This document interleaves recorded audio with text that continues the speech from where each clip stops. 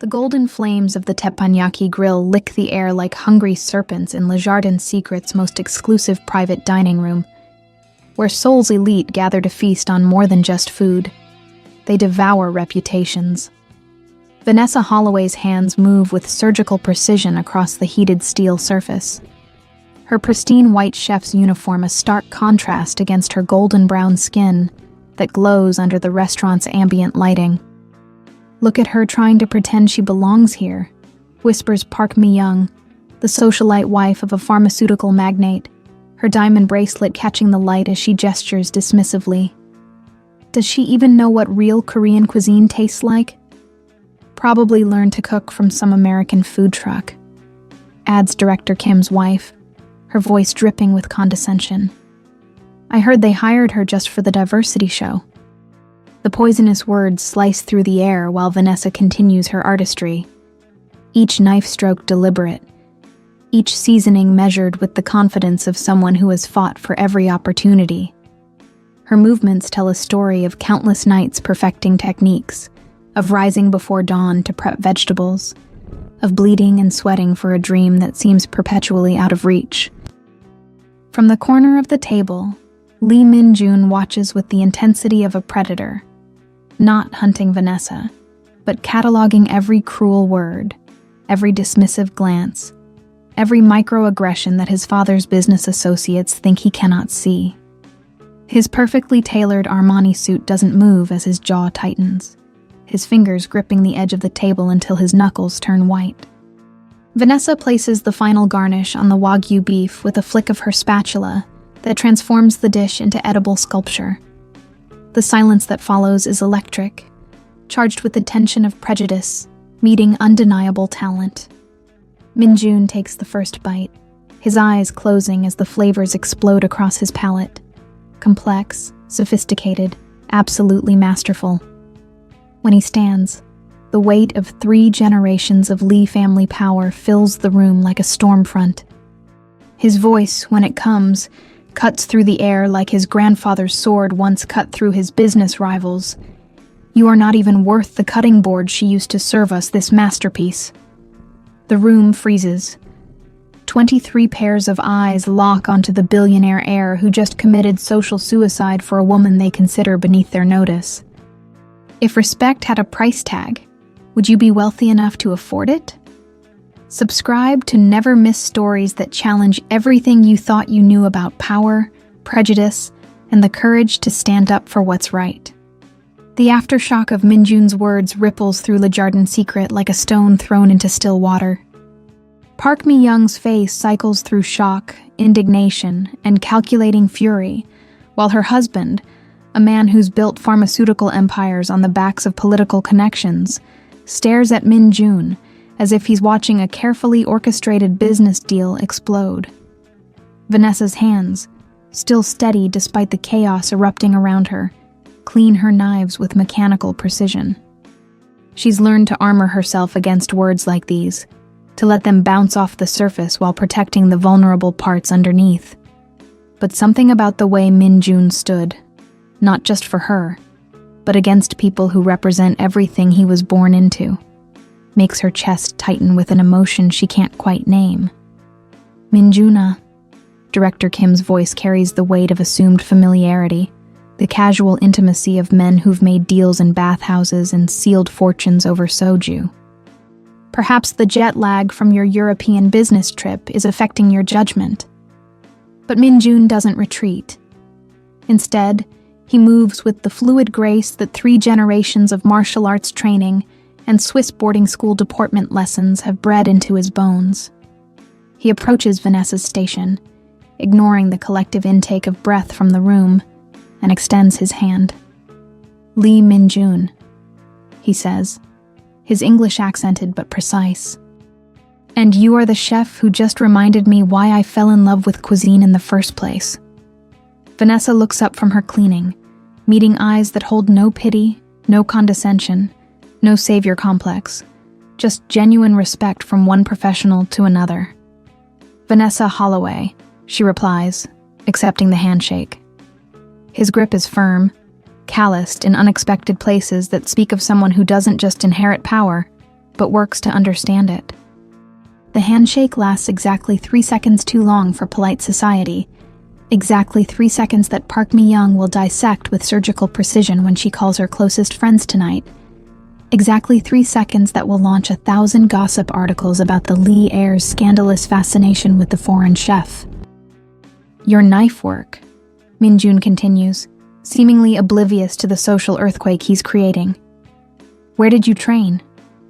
Le Cordon Bleu, Paris, Vanessa answers, then adds with a slight smile that doesn't quite reach her eyes, followed by the School of Hard Knocks, everywhere else. A laugh escapes Min-jun, genuine, delighted, completely at odds with the funeral atmosphere that settled over the dining room. The best education available. From across the room, his phone buzzes with a text from his father's assistant. Dinner. Tomorrow. 7 p.m. Important matters to discuss regarding your public behavior. Min-jun glances at the message, deletes it without responding, and looks back at Vanessa. I'd like to discuss a business proposition with you, he says, pulling a business card from his jacket with movements so smooth they could be choreographed. Something tells me you're exactly what my new restaurant venture has been missing. As Vanessa takes the card, their fingers brush again. This time, the contact sends electricity up her arm that has nothing to do with static and everything to do with the way he's looking at her. Not as a charity case, not as a diversity hire, but as someone whose talent he recognizes and respects. The card is heavy stock, minimalist design, expensive enough to feed a family of 4 for a week. Lee Min-jun, CEO, Horizon Ventures. What kind of restaurant? She asks, professional curiosity overriding the voice in her head that's screaming about playing with fire. The kind that serves the best food in Seoul, Min-jun replies, regardless of who cooks it.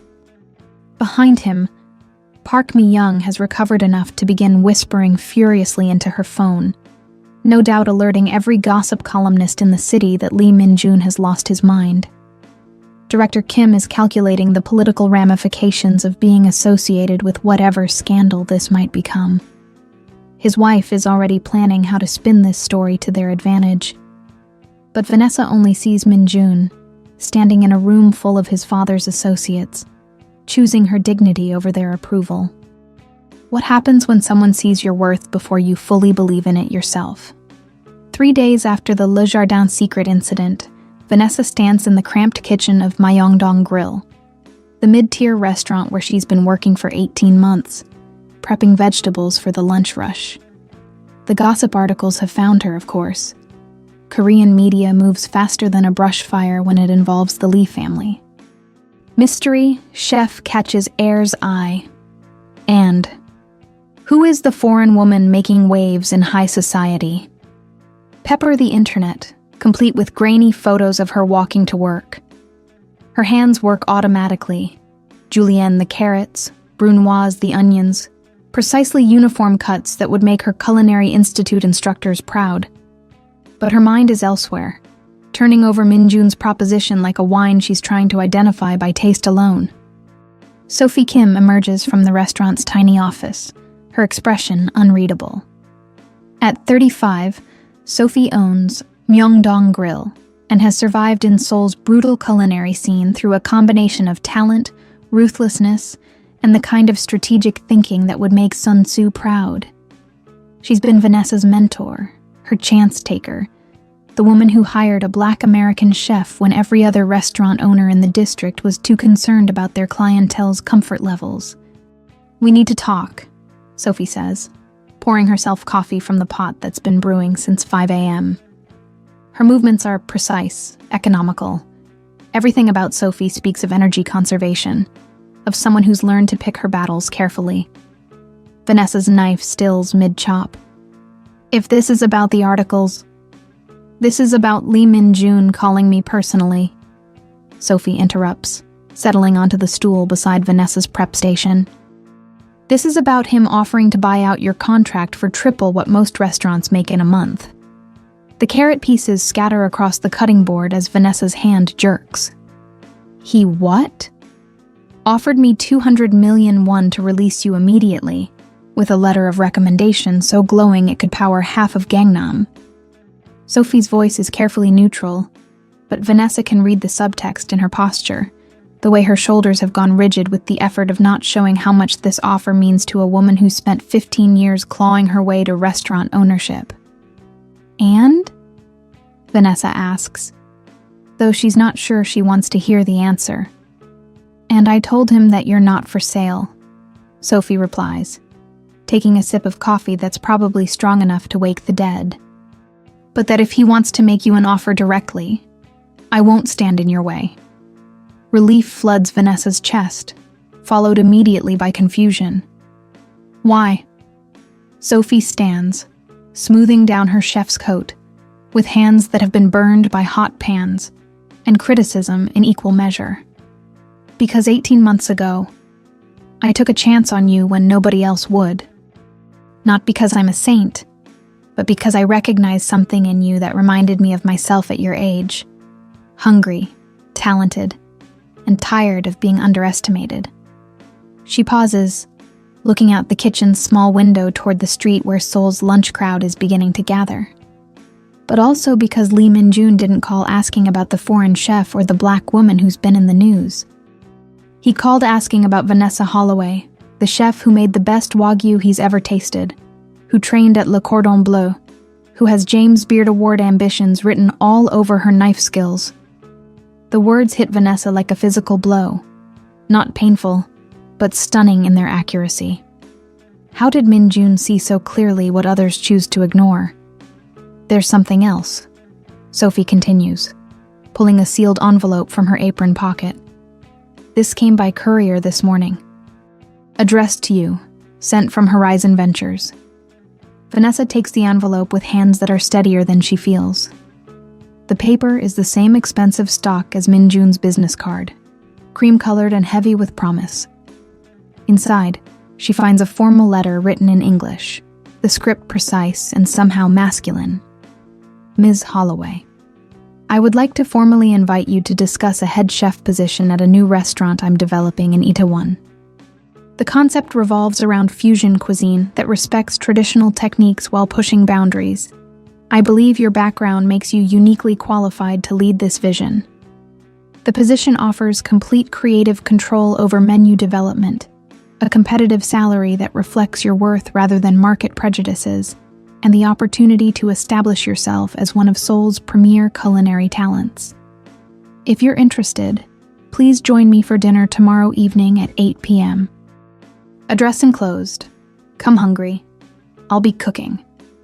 Respectfully, Lee Min-jun.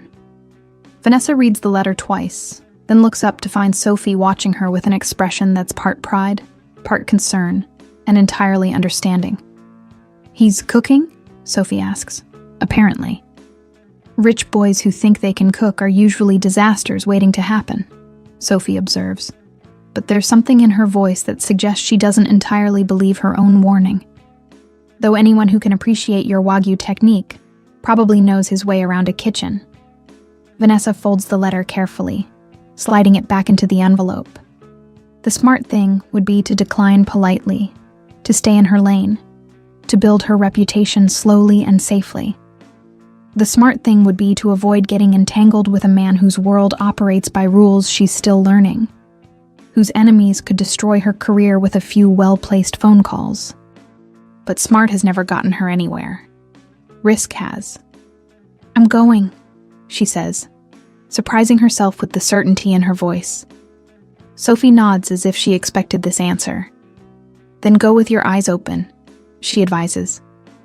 Lee Min-jun might be different from his father, but he's still a Lee. And in Seoul, that name carries weight that can either lift you up or crush you completely. What do you do when opportunity comes wrapped in complications you can't yet see? The address Min-jun provided leads to a penthouse in Hanam-dong that overlooks the Han River like a throne surveying its kingdom. Vanessa stands in the lobby of the building, her reflection multiplied infinitely in the mirror-polished marble walls, second-guessing every choice from her outfit to her decision to come here at all.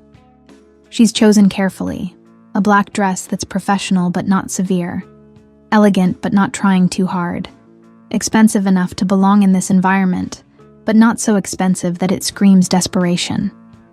Her hair is pulled back in a low chignon that showcases her neck and the delicate gold necklace that was her graduation gift to herself when she finished culinary school.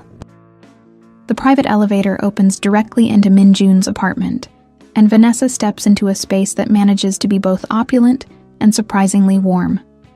Floor-to-ceiling windows showcase Seoul's skyline, while the interior design speaks of old money confidence, understated colors, museum-quality art, furniture that costs more than most people's cars, but doesn't feel the need to announce it. Minjun emerges from what must be the kitchen, wearing dark jeans and a white button-down shirt with the sleeves rolled up, an apron tied around his waist that's already stained with evidence of actual cooking. He looks normal, approachable, like someone who might shop for his own groceries and know how to change a tire. "You came," he says, and there's relief in his voice that surprises her. "You said you'd be cooking," Vanessa replies, allowing herself a small smile. "I was curious to see if Lee Group heirs actually know how to turn on a stove." His laugh is rich, genuine, completely free of the carefully modulated responses she's come to expect from Seoul's upper echelons. "Fair question. Most of us don't. I had to fire 3 different chefs before I got frustrated enough to learn myself." He leads her through the apartment, past living spaces that could house entire families, toward a kitchen that looks like it stepped out of a professional restaurant supply catalog. Every surface gleams, every tool has its designated place, and the smell of garlic and ginger fills the air with promise. "Impressive," Vanessa says, running her fingers along the edge of a counter that's clearly been designed for serious cooking. Most rich men's kitchens are for show. Most rich men don't actually care about food beyond its price tag, Minjun replies, checking something in the oven that smells like it could make angels weep. "My grandfather was different. He believed that a man who couldn't feed himself couldn't lead others." There's something in the way he mentions his grandfather, reverence mixed with loss, that tells Vanessa this is more than casual conversation. In Korean culture, she's learned, family relationships carry weight that Americans struggle to understand, and the mention of a grandfather suggests someone who shaped more than just Minjun's cooking skills. "What are we having?" she asks, peering over his shoulder as he adjusts the flame under a pan that's producing sounds and aromas that make her stomach rumble with anticipation.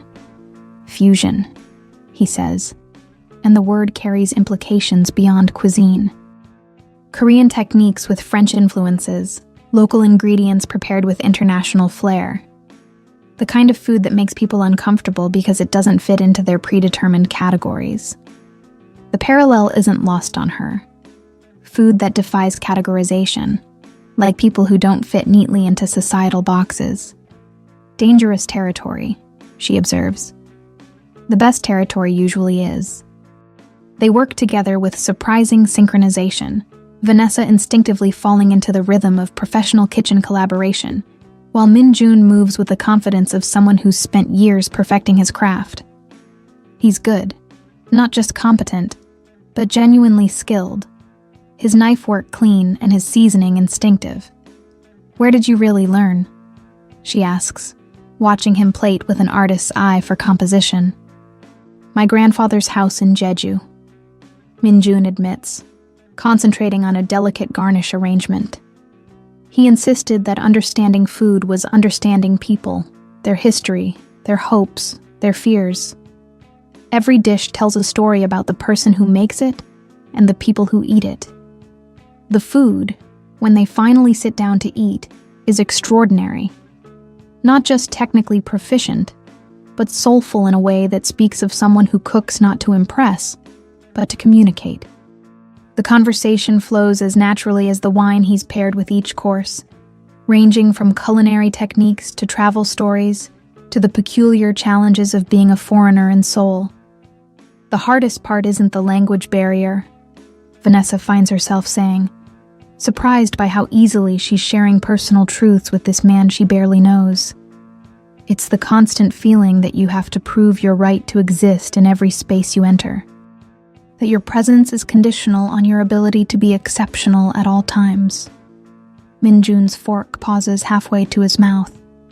"I've never had to prove my right to exist," he says quietly. "It was assumed from birth, but I've spent most of my adult life trying to prove my right to choose who I become." The admission hangs in the air between them, vulnerable and honest, in a way that transforms the evening from business dinner to something neither of them has quite named yet. "What do you want to become?" Vanessa asks. "Someone who builds rather than inherits," Minjun replies without hesitation. "Someone who creates opportunities rather than just exploiting them. Someone my grandfather would be proud of, not just someone who carries his name."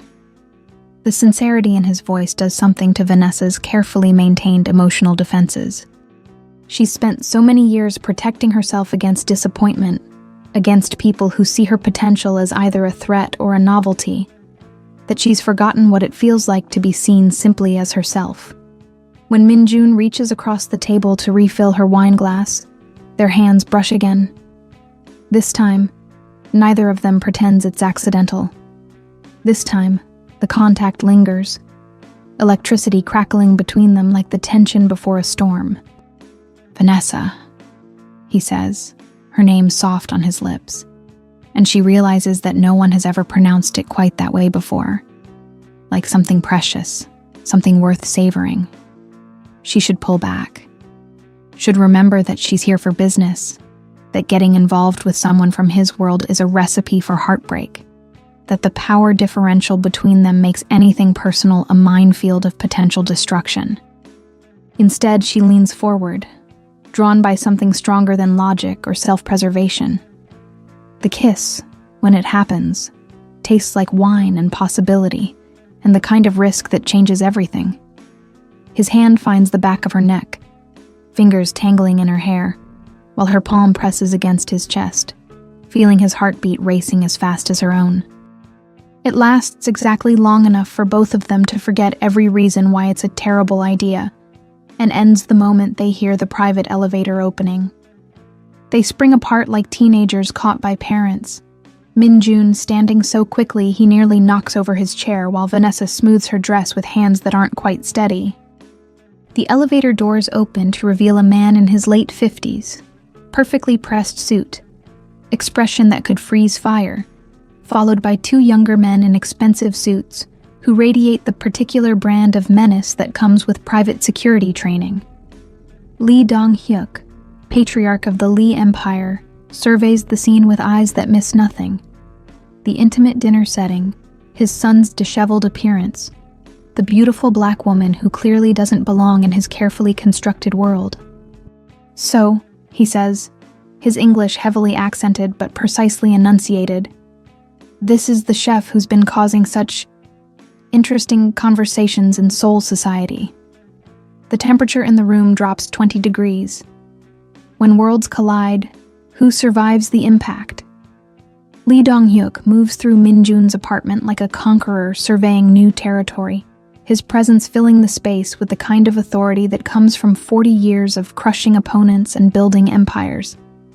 Everything about him speaks of control. From his perfectly arranged gray hair, to his Italian leather shoes that probably cost more than most people's monthly salary. "Father," Minjun says, his voice carefully neutral. But Vanessa can see the tension in his shoulders, the way his hands have clenched into fists at his sides. "I wasn't expecting you." "Clearly," Dong-hyuk replies, his gaze moving between the intimate dinner setup and Vanessa, who's standing frozen beside the table like a deer caught in headlights. "Ms. Holloway, I presume?" The fact that he knows her name shouldn't surprise her. The Lee family doesn't operate on assumptions, but it still sends a chill down her spine. Men like Dong-hyuk don't learn names unless those names represent something they need to control or eliminate. "Yes, sir," Vanessa manages, falling back on the formal politeness that served as armor throughout her career. "It's an honor to meet you." Dong-hyuk's smile is sharp enough to cut glass. I'm sure it is. Tell me, what do you know about the restaurant business in Korea? The question is a trap wrapped in small talk. But Vanessa has been navigating hostile kitchens and skeptical investors long enough to recognize the game. I know that it's built on respect for tradition, excellence in execution, and understanding that every dish represents the reputation of everyone involved in its creation. Interesting perspective, Dong-hyuk muses, moving to examine the remains of their dinner with the calculating gaze of someone who can assess value to the penny. And what do you know about my son's business ventures? That he's building something new while honoring something old, Vanessa replies, surprised by her own boldness. That he sees potential where others see problems. Minjun's sharp intake of breath tells her she said either exactly the right thing or exactly the wrong thing. With men like Dong-hyuk, those categories often overlap. You're well-spoken, Dong-hyuk observes, settling into a chair with the casual confidence of someone who owns not just the building, but probably the entire block. American education, I assume. Your parents must be proud of your achievements. The pause before achievements is deliberate, calculated to remind her that her accomplishments, while notable, pale in comparison to the generational wealth and influence surrounding her. But there's something else in the comment. A fishing expedition disguised as polite conversation. I wouldn't know, Vanessa says, her voice steady despite the emotional landmine he's just stepped on. I grew up in foster care. My achievements are my own. The information shifts something in the room's dynamics. Dong-hyuk's expression doesn't change, but Vanessa catches the slight tightening around his eyes, the way he reassesses her with the focus of a general, recognizing an unexpected variable in his battle plans. Self-made, he says, and now there's genuine interest in his voice.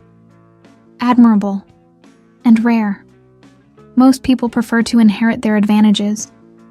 The comment is clearly directed at Minjun, whose jaw tightens but doesn't respond to the provocation.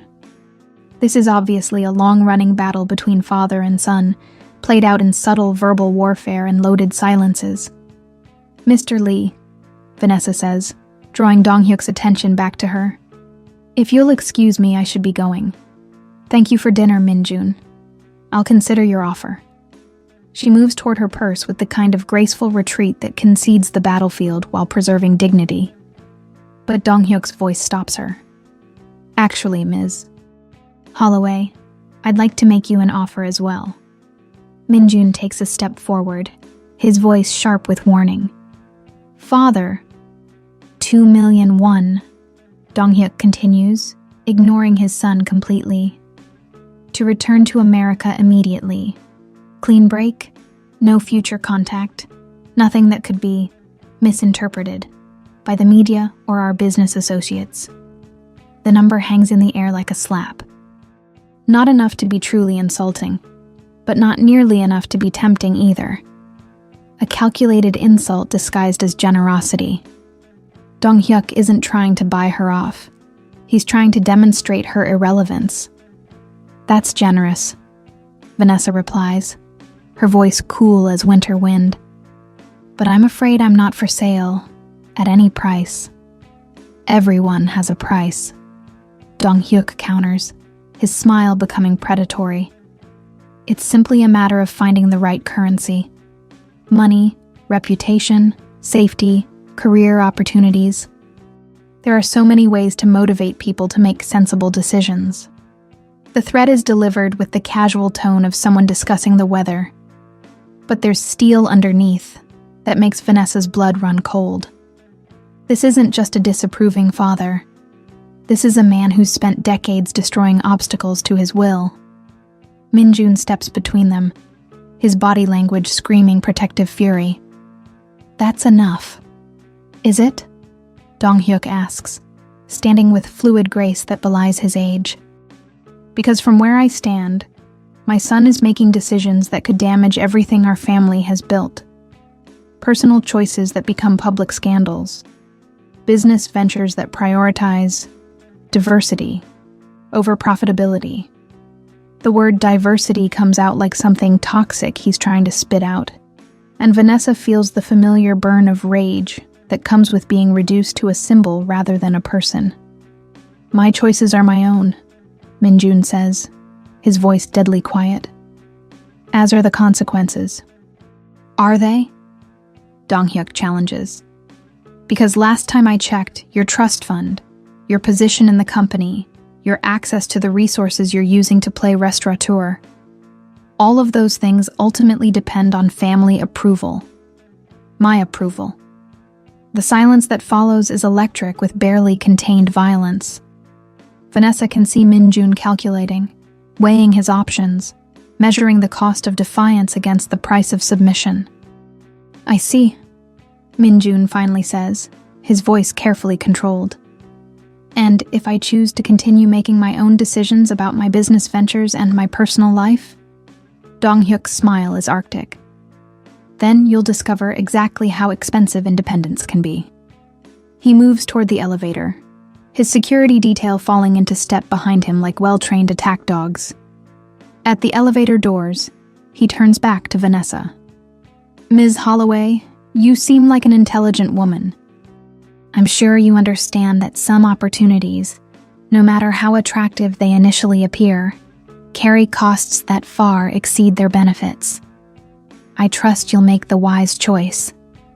The elevator doors close on his words, leaving behind a silence so heavy it feels like physical weight. Minjun runs his hands through his hair, his carefully controlled facade finally cracking. "I'm sorry. You shouldn't have had to." "Don't," Vanessa interrupts, surprising them both with the steel in her voice. "Don't apologize for him. And don't apologize for what just happened between us before he arrived."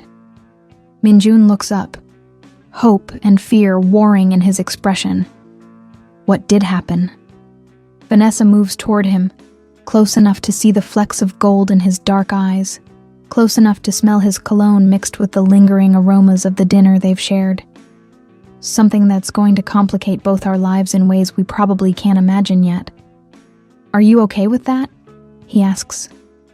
Vanessa thinks about the kiss, about the way he stood up for her at Le Jardin Secret, about the threats his father just delivered with the casual confidence of someone who's never been denied anything he wanted.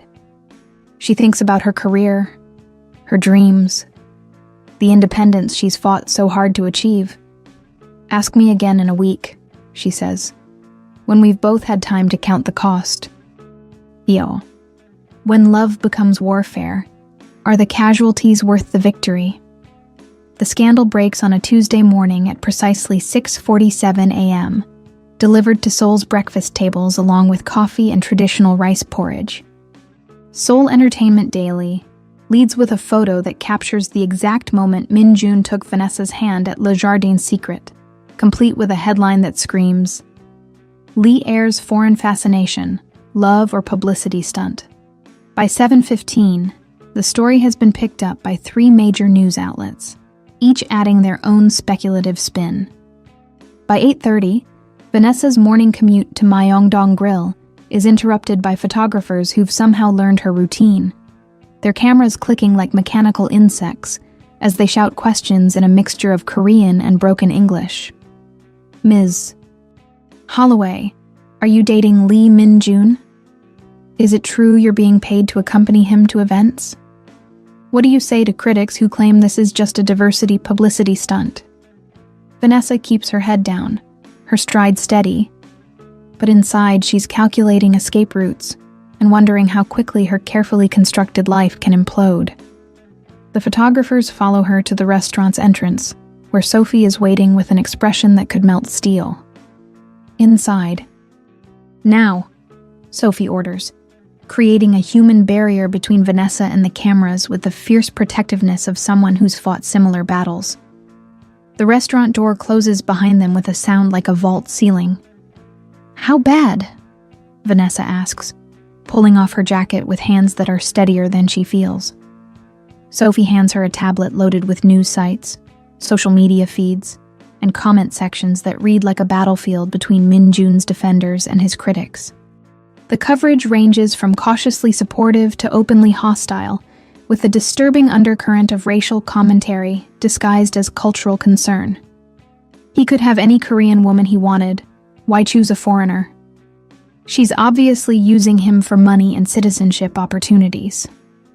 This is what happens when traditional values get corrupted by Western influences.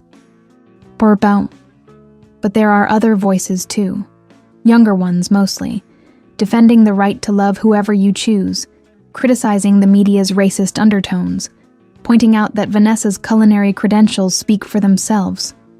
The good news, Sophie says, settling beside her with coffee that could wake the dead, is that Lee Min-jun's people called this morning. They want to schedule a meeting to discuss damage control and future strategy. His people? Public relations team, legal advisors, the kind of support structure that turns scandals into strategic advantages. Sophie pauses, studying Vanessa's expression. The bad news is that his father's people also called. Vanessa's stomach drops. And they want to discuss mutual interests and shared concerns about recent media attention. Sophie's tone suggests she's quoting directly from a conversation she found deeply unpleasant. I told them you'd get back to them after consulting with your own advisors. I don't have advisors. You do now, Sophie says firmly. Because this is the kind of situation where mistakes can end careers, and I refuse to watch someone destroy you for the crime of being talented while black in soul. The bell above the restaurant door chimes, and both women look up to see Marcus Thompson pushing through the entrance, his tall frame and dark skin immediately recognizable despite the baseball cap pulled low over his eyes. Marcus has been Vanessa's closest friend since their Le Cordon Bleu days, the one person in Seoul who truly understands the particular challenges of being a black chef in a homogeneous culinary landscape. Saw the news, he says without preamble, settling into the booth beside them with the easy familiarity of someone who's been family in everything but blood. Thought you might need backup.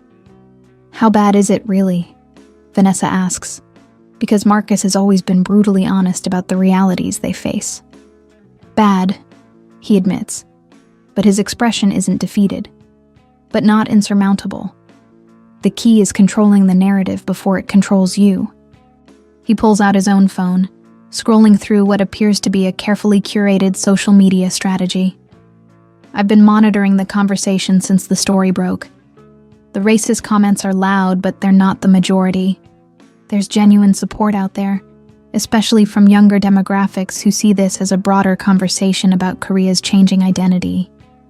What do you recommend? Sophie asks, her business owner instincts fully engaged. Transparency and authenticity, Marcus replies. The worst thing you can do is hide or let other people define your story. Take control of the narrative by sharing your truth. Vanessa's phone buzzes with an incoming call from an unknown number. She considers ignoring it, but something makes her answer. Vanessa? Min-jun's voice is tight with stress and what sounds like exhaustion. I'm sorry about the media circus. I should have anticipated this. Where are you? She asks, noting the echo in his voice that suggests he's calling from somewhere large and probably public. Lee Group headquarters, he admits. Emergency board meeting about recent public relations challenges. Also known as my father, trying to convince the other board members that my personal choices are affecting company stock prices. Through the restaurant window, Vanessa can see the photographers still waiting, their patients suggesting they're being paid well for surveillance duty. Are they? Stock prices?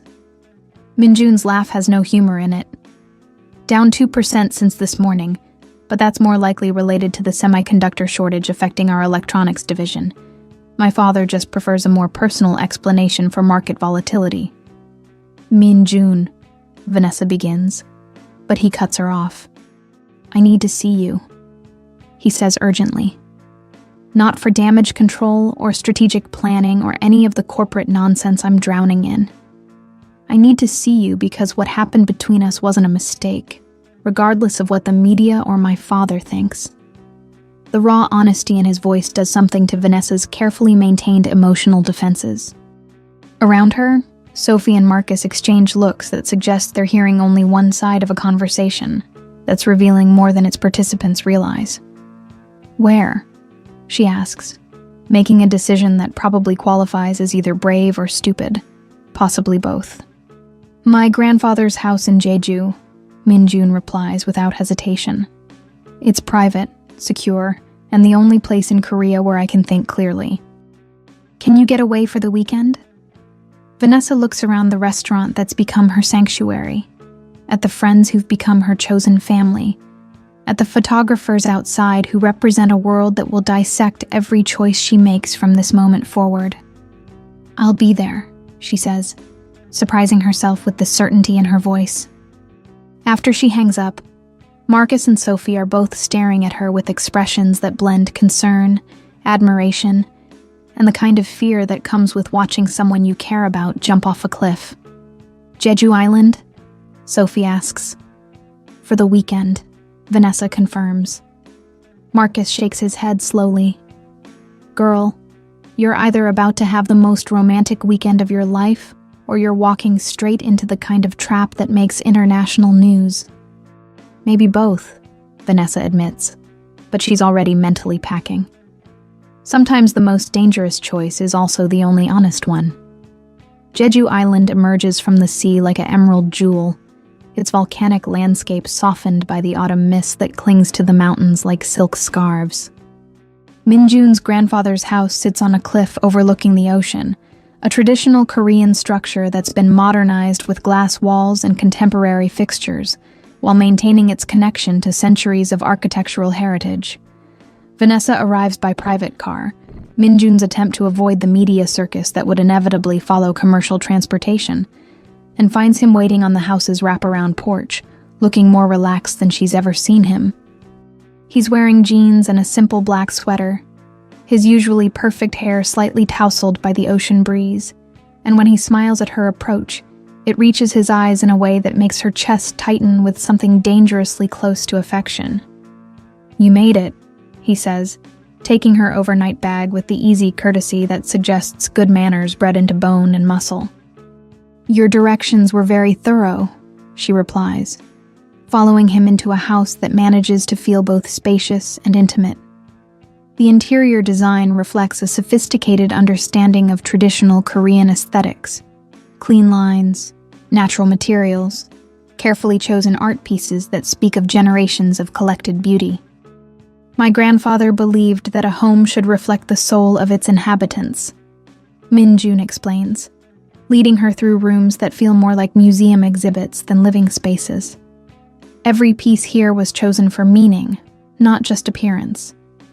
They stop before a portrait of an elderly man, whose eyes hold the same intensity as Minjun's, dressed in traditional Korean clothing, but with a bearing that suggests someone who commanded respect through achievement rather than inheritance.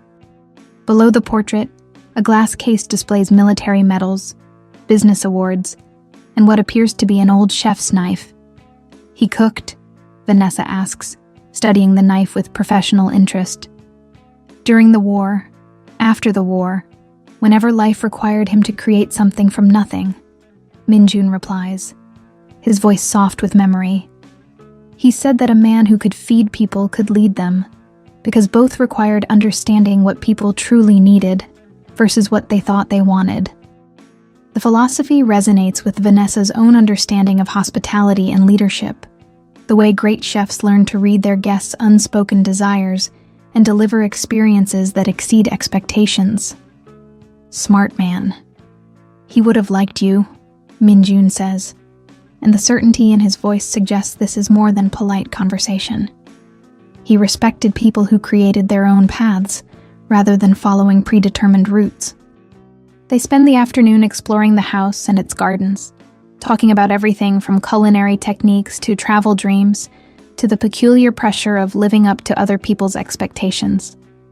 The conversation flows with the natural rhythm of people discovering compatibility, punctuated by comfortable silences and moments of laughter that feel precious in their spontaneity.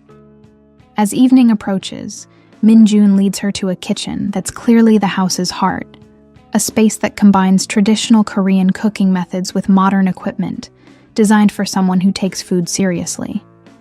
The centerpiece is a custom teppanyaki grill that's been built into a dining counter, creating an intimate cooking and eating environment. "I thought we could recreate our first meeting," Minjun says, pulling ingredients from a refrigerator that's been stocked with enough supplies to feed a small army. Except this time, no audience, no pressure, just us and the food. "You trust me with your grandfather's kitchen?" Vanessa asks, running her fingers along the grill's surface, which has been seasoned to perfection through years of use.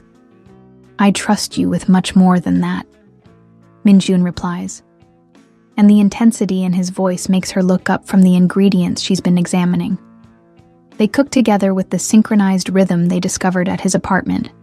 But here, in this private space surrounded by family history, their collaboration feels deeper, more meaningful. Vanessa finds herself sharing stories about her own culinary education, the mentors who shaped her technique, the failures that taught her resilience. "The hardest part about being a black chef," she says, her knife work maintaining its precise rhythm as she talks, "isn't the technical challenges or even the overt racism. It's the constant burden of representation. Every dish I make, every mistake I avoid or don't avoid, becomes a statement about the capabilities of people who look like me." Minjun pauses in his preparation of banchan, the small side dishes that accompany Korean meals. "I've never experienced that particular pressure," he admits, "but I understand the weight of having every personal choice interpreted as a referendum on your entire identity. Being a Lee means that my business decisions, my relationships, even my hobbies become public discussion topics. The difference," Vanessa points out, flipping vegetables on the grill with movements that have become muscle memory, "is that your identity comes with power. Mine comes with scrutiny." The observation hangs in the air between them, honest and uncomfortable in the way that real conversations about race and privilege always are.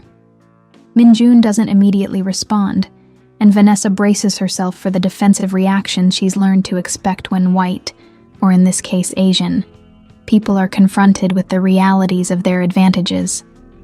Instead, he sets down his knife and turns to face her fully. "You're right," he says simply, "and I'm sorry that I can't change that reality, but I can promise that I'll never add to that burden." The sincerity in his voice, the way he meets her eyes without flinching from the uncomfortable truth, does something to Vanessa's carefully maintained emotional walls. She spent so many years protecting herself against disappointment that she's forgotten what it feels like to be seen and heard, without having to fight for both.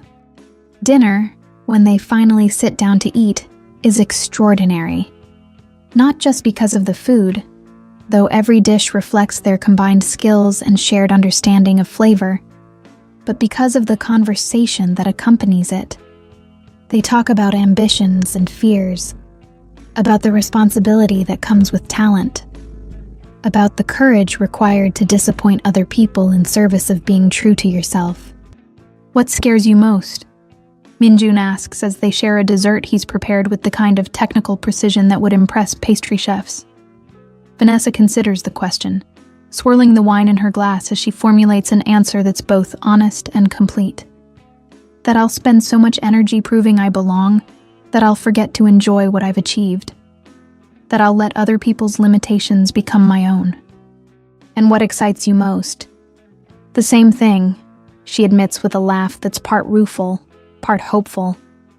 "The possibility that I can build something that matters, that lasts, that opens doors for other people who've been told they don't belong." Minjun reaches across the table, covering her hand with his own. The gesture is simple, but in the context of everything they've shared, the vulnerability, the honesty, the growing recognition of something deeper than attraction, it feels monumentous. "I want to help you build that," he says, his voice steady with certainty. "Not as a benefactor or a savior or someone trying to buy your affection, but as someone who believes in what you're capable of creating. Even if it costs you? Vanessa asks, thinking of his father's threats, the media scrutiny, the board meetings where his personal choices become corporate liabilities. Especially then, Minjun replies. And when he leans across the table to kiss her, it tastes like promise and possibility, and the kind of risk that transforms everything. This time, when their lips meet, there's no interruption, no external pressure, just the ocean breeze through open windows and the recognition that some choices, once made, can't be unmade. What happens when love becomes the most honest thing in a life full of expectations? Seoul greets their return with chaos. The media attention has metastasized during their weekend absence, spreading from entertainment gossip to business news to international coverage of Korea's changing social dynamics. Vanessa's photo appears on magazine covers alongside speculation about Minjun's intentions, their relationship timeline, and the Lee family's response to what pundits are calling the most scandalous romance since corporate Korea entered the modern era. But the real explosion comes Tuesday morning, when Minjun calls an impromptu press conference at Lee Group headquarters. Vanessa watches from Sophie's restaurant, surrounded by staff and customers who've gathered around the television like spectators at a gladiator match. Minjun appears on screen in a perfectly tailored navy suit, standing behind a podium bearing the Lee Group logo, flanked by lawyers and advisors who look like they'd rather be anywhere else in the world. "Good morning," he begins, his voice carrying the authority that comes with genetic privilege and expensive education. "I've called this press conference to address recent media speculation about my personal life and its relationship to Lee Group business interests." The camera pans across a room full of reporters whose expressions range from professional interest to predatory anticipation. These are people who've built careers on the kind of scandals that destroy reputations, and they sense blood in the water. First, I want to confirm that I am indeed in a relationship with Chef Vanessa Holloway, a remarkably talented culinary professional whose skills and character I deeply admire. Minjun's eyes find the camera as if he's speaking directly to Vanessa. Any suggestion that this relationship is anything other than genuine affection between two adults is both insulting and incorrect. A reporter's hand shoots up immediately. "Mr. Lee, how do you respond to criticism that this relationship represents a rejection of traditional Korean values?" Minjun's smile is sharp enough to cut glass. "I respond by pointing out that my grandfather, Lee Jung-ho, built this company on the principle that excellence recognizes no boundaries, geographic, cultural, or otherwise.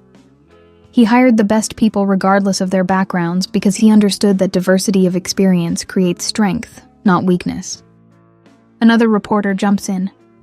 "What about concerns that your father and the board of directors disapprove of your personal choices?" "Which brings me to the main purpose of this press conference," Minjun says, and something in his tone makes Vanessa's stomach drop like a stone. "Effective immediately, I am resigning from all positions within Lee Group and renouncing my inheritance rights to focus on building my own business ventures." The room erupts.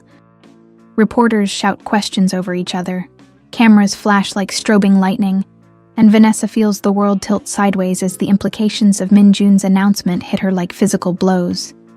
He's sacrificing everything. For her. For them. This decision, Minjun continues, his voice cutting through the chaos with practiced authority, reflects my belief that personal integrity and professional independence are more valuable than inherited privilege. I will be launching Horizon Ventures as a completely independent entity, focused on hospitality and culinary innovation. "Mr. Lee," a reporter near the front row manages to break through the noise. "Are you doing this because of pressure from your father regarding your relationship?" Minjun's pause is barely perceptible, but Vanessa catches it, along with the slight tightening around his eyes that suggests the question has found its mark. "I'm doing this because I believe in building something of my own, with people I choose, pursuing values I support." The press conference continues for another 20 minutes. But Vanessa stops hearing the questions, stops processing the implications. All she can focus on is the recognition that Minjun has just committed financial suicide for the sake of their relationship, and she never asked him to make that sacrifice. Her phone buzzes with a text from Marcus.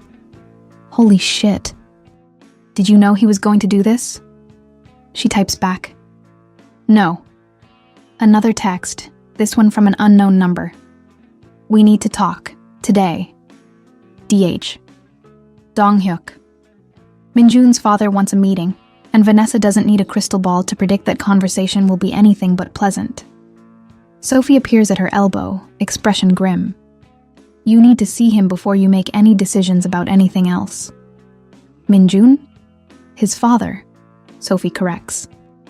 Because whatever he's planning to say to you, you need to hear it from him directly, rather than through intermediaries or media speculation. Vanessa looks around the restaurant, at the faces of people who've supported her dreams, who've become her chosen family in a foreign country. What if meeting with him makes everything worse? What if not meeting with him means you never understand what you're really up against? The logic is sound, even if the prospect is terrifying. Vanessa pulls out her phone and responds to Dong-hyuk's text. When and where? The response comes immediately. 1 hour. Lee Group headquarters. Ask for the executive boardroom. An hour later, Vanessa stands in the Lee Group building's marble lobby, feeling like Daniel approaching the lion's den. The building itself is a monument to corporate power. 30 floors of glass and steel reaching toward the sky like a modern Tower of Babel, filled with people whose decisions affect economies and governments. The executive boardroom occupies a corner of the 28th floor, its floor-to-ceiling windows offering a panoramic view of Seoul that makes the city look like a scale model of itself.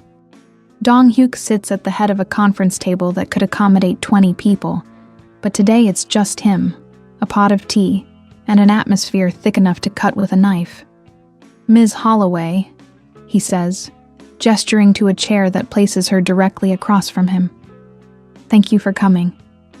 Mr. Lee, she replies, settling into the chair with the kind of careful composure that served her well in hostile kitchens and skeptical dining rooms.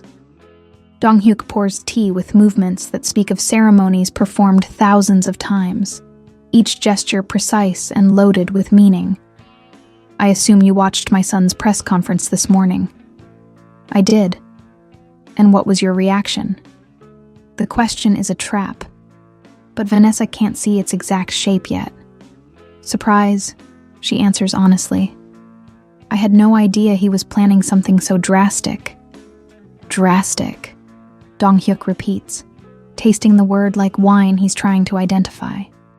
An interesting choice of words. Tell me, do you understand what my son just sacrificed? His inheritance, his position in the company, his financial security. Approximately $4 billion, Dong-hyuk clarifies, his voice carrying the weight of numbers that most people can't even conceptualize. Plus political connections that took 3 generations to build, social standing that opens doors throughout Asia, and business relationships that would have guaranteed his success in any venture he chose to pursue. The numbers hit Vanessa like physical blows. She knew Minjun was wealthy, but $4 billion represents a level of generational wealth that transforms families into dynasties, individuals into institutions. Why are you telling me this? She asks. Dong-hyuk's smile is arctic. Because I want you to understand exactly what you've cost my family. And more importantly, what you stand to cost my son when this romantic fantasy inevitably ends. You seem very certain it will end? Ms. Holloway? Dong-hyuk leans forward, his voice dropping to the tone of someone sharing confidential information. I've spent 40 years building and maintaining a business empire. I understand market forces, human psychology, and the predictable patterns of behavior that govern both personal and professional relationships. He slides a tablet across the table toward her, its screen displaying what appears to be a comprehensive background report, her credit history, employment records, academic transcripts, even her juvenile records from foster care.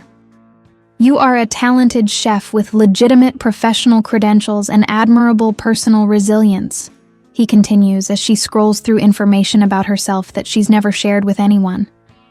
But you are also someone whose entire life has been shaped by financial instability and social marginalization. The psychological pressure of being responsible for my son's financial ruin will destroy whatever feelings you currently believe you have for each other. Vanessa sets the tablet down carefully, fighting the urge to throw it against the nearest wall. You had me investigated. I have everyone investigated who comes into contact with my family. It's called due diligence. Dong-hyuk reclaims the tablet, closing it with a decisive snap. The question is what we do with this information. Which brings us to your offer, I assume. 50 million won, he says without preamble. Clean break, non-disclosure agreement, and letters of recommendation that will open doors at restaurants throughout Europe and North America. You can build the culinary career you've always wanted, free from the media scrutiny and social complications that will inevitably accompany any long-term relationship with my son. The offer is substantial. Enough money to launch her own restaurant anywhere in the world. Enough to buy the independence she's fought for her entire adult life. It's also an insult disguised as generosity. A reminder that no matter what she achieves, men like Dong-hyuk will always see her as a problem to be solved, rather than a person to be respected. And if I refuse? Dong-hyuk's expression doesn't change, but something cold flickers in his eyes. Then you'll discover that Seoul can be a very difficult city for foreign chefs who find themselves on the wrong side of influential families. Visa complications, health department inspections, suppliers who suddenly can't fulfill contracts. There are so many ways for promising careers to encounter unexpected obstacles. The threat is delivered with the casual tone of someone discussing the weather. But there's steel underneath that makes Vanessa's blood run cold.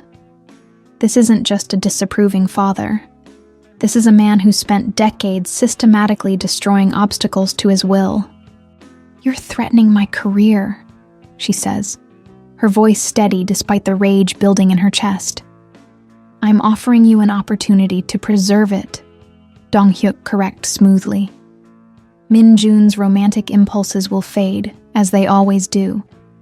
But the damage to both your reputations, the media scrutiny, the social pressure, those consequences will linger long after the passion burns out. I'm simply providing you with an exit strategy that protects everyone involved. Vanessa stands, her movement sharp with controlled fury. Mr. Lee, I appreciate your concern for my career prospects, but I'm afraid you've misunderstood something fundamental about who I am. Which is? I don't run from challenges. I rise to meet them. She moves toward the door, then pauses, turning back to face him. And I certainly don't negotiate my personal relationships with men who think love is a transaction they can influence with money and threats. Dong-hyuk's mask slips for just a moment, revealing something that might be surprise or might be grudging respect. You're making a mistake, Ms. Holloway, one that will cost you more than you can imagine. Maybe, Vanessa replies, her hand on the door handle. But it will be my mistake to make. When integrity becomes rebellion, what price are you willing to pay for authenticity? The storm hits Seoul like divine retribution, turning the city's neon-lit streets into rivers of reflected light, while thunder shakes the windows of Min-jun's apartment. Vanessa arrives soaked despite the taxi ride from Lee Group headquarters, her clothes clinging to her skin and her carefully styled hair hanging in wet strands around her face. Min-jun opens the door before she can knock, as if he's been watching for her approach. His expression shifts from relief to concern as he takes in her appearance. Not just the physical evidence of the storm, but the emotional aftermath of whatever conversation has left her looking like she's been through a war. What happened? He asks, pulling her inside and immediately wrapping her in a towel that smells like his cologne and expensive laundry detergent. Your father, she says simply. and Minjun's jaw tightens with understanding. What did he offer you? The question tells Vanessa that Minjun knows his father well enough to predict the conversation's general shape, if not its specific details. 50 million won and a clean exit from Korea. Minjun runs his hands through his hair. A gesture she's learning means he's processing information that makes him simultaneously angry and unsurprised. And when you refused? He made it clear that my career prospects in Seoul could become complicated if I continue to make choices he disapproves of. Vanessa accepts the cup of coffee he hands her, warming her fingers around the ceramic mug while she studies his expression. The question is, why aren't you surprised by any of this? Minjun settles beside her on the couch, close enough that she can feel the heat radiating from his body, but careful not to crowd her while she's clearly processing trauma. Because I've watched him destroy obstacles to his plans my entire life. Business competitors, political opponents, family members who disagree with his vision. My father approaches every challenge as a problem to be solved through strategic application of pressure. Family members? My cousin Jin-ho wanted to start his own tech company instead of working for Lee Group.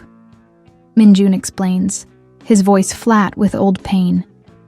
Within 6 months, his investors backed out, his suppliers canceled contracts, and his girlfriend's family suddenly decided she should study abroad. He eventually came back to work for the company, but he's never been the same. The story hits Vanessa like cold water, clarifying the stakes in a way that makes her earlier defiance feel simultaneously brave and naive. And you think he'll do the same thing to me? I think he'll try, Minjun says honestly. But I also think you're different from anyone he's tried to intimidate before. Most people in his world have something to lose: social standing, business relationships, family connections. You've built your career from scratch, which means you understand how to rebuild it if necessary. Vanessa considers this, sipping coffee that tastes like comfort and possibility. Is that why you renounced your inheritance? To level the playing field? Minjun's laugh has no humor in it. I renounced my inheritance because I realized that everything I thought I'd achieved was actually just borrowed privilege. My restaurant investments, my business connections, even my reputation, all of it was built on my father's foundation. I wanted to know who I am when I'm not carrying the Lee family name. And who are you? The question hangs in the air between them, loaded with implications that go far beyond their romantic relationship. Minjun sets down his coffee cup and turns to face her fully, his expression serious in a way that makes her breath catch.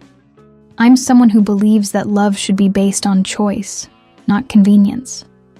Someone who thinks that building something meaningful is more important than inheriting something impressive. Someone who wants to wake up every morning knowing that the person beside me chose to be there because of who I am, not what I represent. The honesty in his voice does something to Vanessa's carefully maintained emotional defenses. She's spent so many years protecting herself against disappointment that she's forgotten what it feels like to be seen and chosen for exactly who she is, complications and all. Minjun, she begins, then stops, struggling to find words for emotions that feel too large for language. You don't have to say anything, he says quickly. I know this is overwhelming. I know that everything I've done, the press conference, the renunciation, standing up to my father, probably feels like too much, too fast. But I need you to understand that I'm not making these choices because I think you need rescuing. I'm making them because you've shown me what it looks like to be brave enough to build a life on your own terms. Thunder crashes outside, shaking the building's foundation and temporarily drowning out the sound of Vanessa's heartbeat in her own ears. When the noise fades, she realizes that Minjun is watching her with the patient intensity of someone willing to wait for whatever answer she's prepared to give. I'm scared, she admits, the words coming out barely above a whisper. Of me? Of this? Of caring about someone whose world operates by rules I don't understand. of letting myself believe that we can make this work when everything around us is designed to tear it apart. Minjun reaches for her hands, his fingers intertwining with hers, in a gesture that's both intimate and grounding. I'm scared too, but I've learned that the things worth having are usually the things that scare us most. What if your father succeeds in destroying my career? What if the media attention makes it impossible for me to work anywhere in Seoul? What if... Then we'll figure it out together, Minjun interrupts gently. And if Seoul doesn't work out, there are restaurants in Paris, New York, Tokyo. You're talented enough to succeed anywhere, and I'm liquid enough to support us while you rebuild. The offer is generous, practical, and exactly the kind of thing that Vanessa's independence-obsessed psyche should reject immediately. Instead, she finds herself considering what it might mean to have a true partner, someone who sees her dreams as shared goals rather than competing priorities. I don't want you to support me financially, she says carefully. I need to know that I'm succeeding because of my own abilities, not because of your resources. Then we'll structure everything transparently. Business loans instead of gifts, contracts instead of handouts, partnerships instead of dependencies. Minjun's voice is steady with certainty. Whatever it takes for you to feel like your achievements are your own.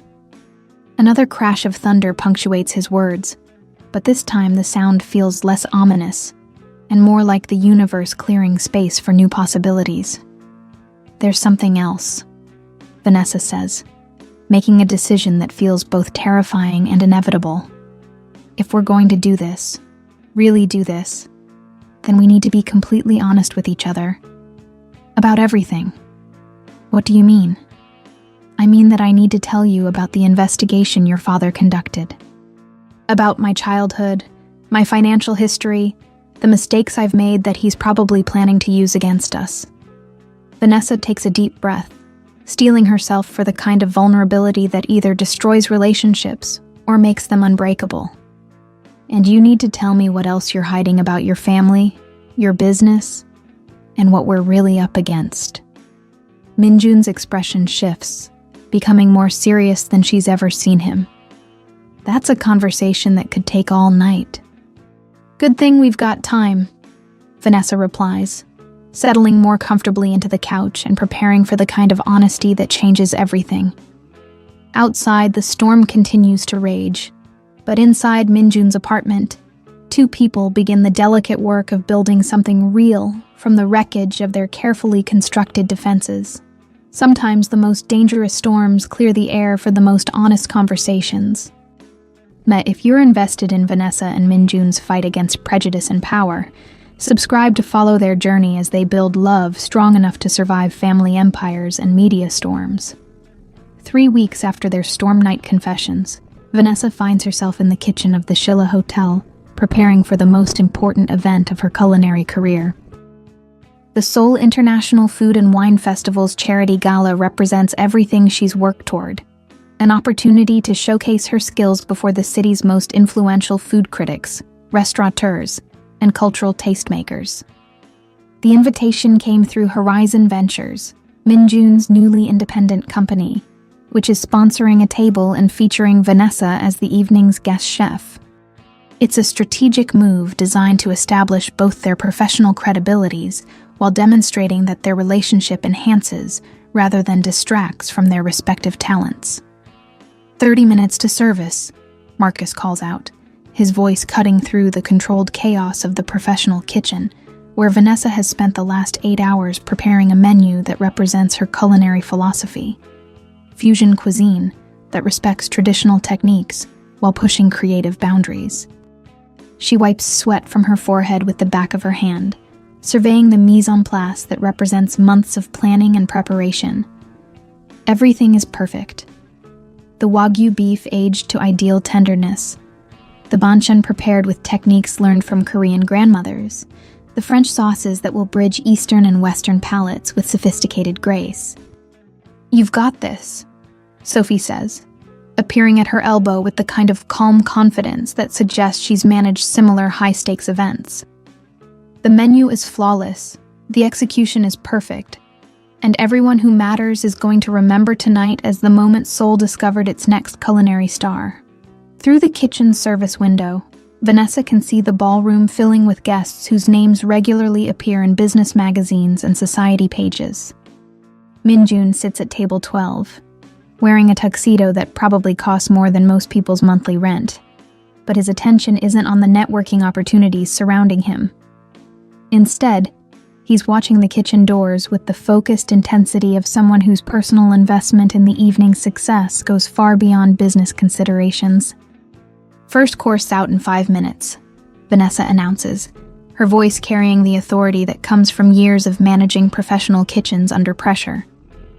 Her team responds with synchronized efficiency, each person executing their role with the precision of a well-rehearsed orchestra. The amuse-bouche, Korean-spiced foie gras with pear kimchi and microgreens, leaves the kitchen in perfect formation, each plate identical in its artistic presentation. Through the service window, Vanessa watches guests' expressions shift from polite expectation to genuine surprise and appreciation as they taste combinations they've never experienced before. Table 4 wants to know if the chef is available for a brief introduction. Their server reports back, and Vanessa recognizes the request as coming from Park Jin-young, the food critic whose reviews can launch or destroy culinary careers throughout Seoul. After the main course, she responds, focusing on the beef preparation that represents the evening's centerpiece. Wagyu prepared with Korean barbecue techniques, but finished with French precision and plated with artistic elements that tell a story about cultural fusion and culinary evolution. But as the main courses leave the kitchen, something feels wrong. The smell isn't quite right. There's an undertone that doesn't belong, a slightly acrid note that makes Vanessa's professionally trained nose twitch with concern. "Marcus," she calls out, grabbing a spoon to taste the sauce that accompanies the beef. The flavor hits her palate like a physical blow, salt levels that are completely wrong, an overwhelming brininess that would make the dish inedible. "The salt containers," Marcus says, his voice tight with understanding as he checks the mise-en-place stations. "Someone switched them. What we thought was regular salt is actually Korean sea salt, triple the sodium content." Vanessa's heart stops as she realizes the implications. 40 plates of their signature dish, ruined by sabotage that's subtle enough to look like chef error rather than deliberate interference. In a room full of food critics and industry professionals, this kind of mistake could end careers. "How long until service?" she asks, her mind already calculating possibilities for recovery. "Servers are presenting table 1 now," Sophie reports, her face pale with the recognition of impending disaster. "Call them back," Vanessa orders, her voice steady despite the adrenaline flooding her system. "Tell the servers there's a presentation issue and we need 30 seconds to adjust the plates." "What are you going to do?" Marcus asks, but he's already moving to intercept servers before they can distribute the sabotaged dishes. "Fix it," Vanessa replies, her hands moving with practiced efficiency as she begins deconstructing the plates. "The beef is perfect. The problem is only the sauce. We rebuild with the backup sauce I prepared this morning." The next 20 minutes unfold like a high-stakes surgical procedure. Vanessa and her team work with the kind of synchronized precision that comes from years of handling kitchen emergencies, deconstructing 40 plates, removing contaminated elements, and rebuilding the presentation with backup components. "Chef Holloway," Park Jin-young's voice cuts through the kitchen noise as he approaches the service window, his expression unreadable. "I understand there was some kind of service delay?" Vanessa looks up from the final plate she's adjusting, wiping her hands on her chef's coat before approaching the critic whose opinion could make or break her Seoul career. "A minor presentation issue that we've resolved. Sometimes perfectionism requires an extra moment." Park Jin-young's eyes are shrewd, suggesting he understands more about kitchen dynamics than his formal manner indicates. "And the quality of the final product?" "Judge for yourself," Vanessa replies, gesturing toward the plates that are now leaving the kitchen in their corrected form. 20 minutes later, as Vanessa finally allows herself to breathe, the same server returns with a message that makes her knees weak with relief. Table 4. Mr. Park says it's the best fusion cuisine he's experienced in Seoul. He wants to schedule an interview for his magazine. But the victory feels hollow as Vanessa considers the implications of the evening's sabotage. Someone with access to their prep kitchen deliberately compromised their most important service, and the list of people with both motive and opportunity is uncomfortably short. "Did you check the security cameras?" Min-jun asks when she finally makes it to table 12 during the post-dinner reception. "Already handled," Vanessa replies, accepting the champagne he offers with hands that are steadier than she feels. "Sophie's reviewing footage with hotel security right now. And we'll know soon enough." Vanessa looks around the room, where guests are circulating with the satisfied expressions that come from experiencing something genuinely exceptional. But whoever did this knew exactly how to make maximum impact while maintaining plausible deniability. Min-jun's expression darkens with understanding. Someone who understands both professional kitchens and psychological warfare. Before Vanessa can respond, Sophie appears at their table, her expression grim. "We need to talk. Privately." They find a quiet corner of the hotel lobby, far enough from the gala reception to speak freely, but close enough to maintain appearances. "The security footage shows someone entering the prep kitchen at 3 a.m. this morning," Sophie reports, her voice low but clear. "Female, approximately 35 years old, dark hair, familiar with the layout. She knew exactly where to find your mise en place stations." "Do we have a clear image?" Min-jun asks. Sophie hands him a printed screenshot from the security footage, and Vanessa feels her world tilt sideways as she recognizes the face staring back at her. Chef Kim Yoona, the woman who trained her during her first months in Seoul, who provided letters of recommendation, who Vanessa trusted with techniques and recipes that represent years of culinary development.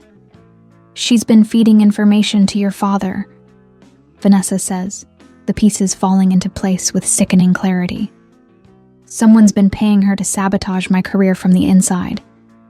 Min-jun's expression shifts from surprise to cold fury. "We need proof."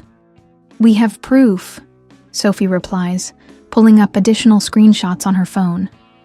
Hotel records show she was paid for culinary consulting services by a company that traces back to Lee Group subsidiaries. She's been on your father's payroll for months. The betrayal hits Vanessa like physical violence. Kim Yoona wasn't just a colleague. She was someone Vanessa trusted with her dreams, her techniques, her vulnerable moments of doubt about succeeding in Korean culinary culture. "What do we do now?" she asks, surprised by how steady her voice sounds, despite the rage building in her chest. Min-jun's smile is sharp enough to cut glass. "Now we stop playing defense and start playing offense. When betrayal comes from those closest to you, how do you rebuild trust in a world full of hidden enemies?" The morning after the gala brings Seoul's food critics unanimous in their praise. Park Jin-young's review in Culinary Seoul describes Vanessa's menu as a masterpiece of cultural fusion that represents the future of Korean dining, while 3 other major publications feature her photograph alongside articles about the international chef who's redefining Seoul's culinary landscape. But the professional victory feels hollow as Vanessa sits in Min-jun's apartment, surrounded by evidence of a conspiracy that goes far beyond simple family disapproval. The documents spread across his dining table tell a story of systematic sabotage that makes her earlier encounters with discrimination look like minor inconveniences. Kim Yoona received monthly payments of 5 million won for cultural consulting services. Min-jun reads from a financial report his private investigators compiled overnight. But the real payments came through restaurant equipment suppliers who were instructed to delay deliveries, health inspectors who were encouraged to find violations, and media contacts who were fed negative stories about foreign chefs taking opportunities from Korean professionals. Marcus, who's been silent while reviewing the evidence, finally speaks up. This isn't just about you, Vanessa. This is a systematic campaign against foreign chefs throughout Seoul. Look at these other names. Giuseppe from Milano's, Chen Wei-ming from Golden Dragon, Sarah from Le Petit Bistro. All of them experienced similar problems over the past 18 months. The scope of the conspiracy hits Vanessa like cold water. This isn't personal vendetta. It's economic warfare disguised as cultural preservation. Why? She asks, though part of her already knows the answer. Because foreign chefs represent competition for established Korean restaurants, and established Korean restaurants represent significant business interests for companies like Lee Group. Sophie explains, her voice tight with anger as she reviews supplier contracts. Your father's company has investments in 12 of Seoul's most expensive Korean restaurants. International cuisine gaining popularity means decreased market share for traditional establishments. Minjun runs his hands through his hair. A gesture Vanessa has learned means he's processing information that makes him simultaneously furious and unsurprised. So, he wasn't just trying to break us up. He was using our relationship as an opportunity to eliminate what he sees as a broader economic threat. Which means that even if I left Korea tomorrow, this campaign would continue against other foreign chefs. Vanessa says, understanding finally crystallizing with painful clarity. This was never really about us. No, Minjun agrees, his voice hardening with resolve. But it's going to end with us. He stands, moving to his laptop with the kind of purposeful energy that suggests he's formulating a plan. I still have contacts throughout Seoul's business community, people who owe favors, who share information, who understand that competition creates better markets for everyone. We're going to expose this entire operation. How? Marcus asks, though his expression suggests he's already anticipating the answer. By going public with everything, Minjun replies, his fingers flying across the keyboard as he begins composing what appears to be a comprehensive media statement. Financial records, supplier contracts, testimony from affected chefs, documentation of the systematic campaign to eliminate foreign culinary professionals from Seoul's restaurant scene. That will destroy your father, Sophie observes, her tone carefully neutral. Good, Minjun says without hesitation, and the cold certainty in his voice makes Vanessa realize that his break from the Lee family involves more than just personal independence. It represents a fundamental rejection of the methods his father has used to build their empire. But even as she admires his courage, Vanessa can't ignore the practical implications of what he's proposing. Minjun, if you expose all of this, there's no going back. Your father won't just disown you.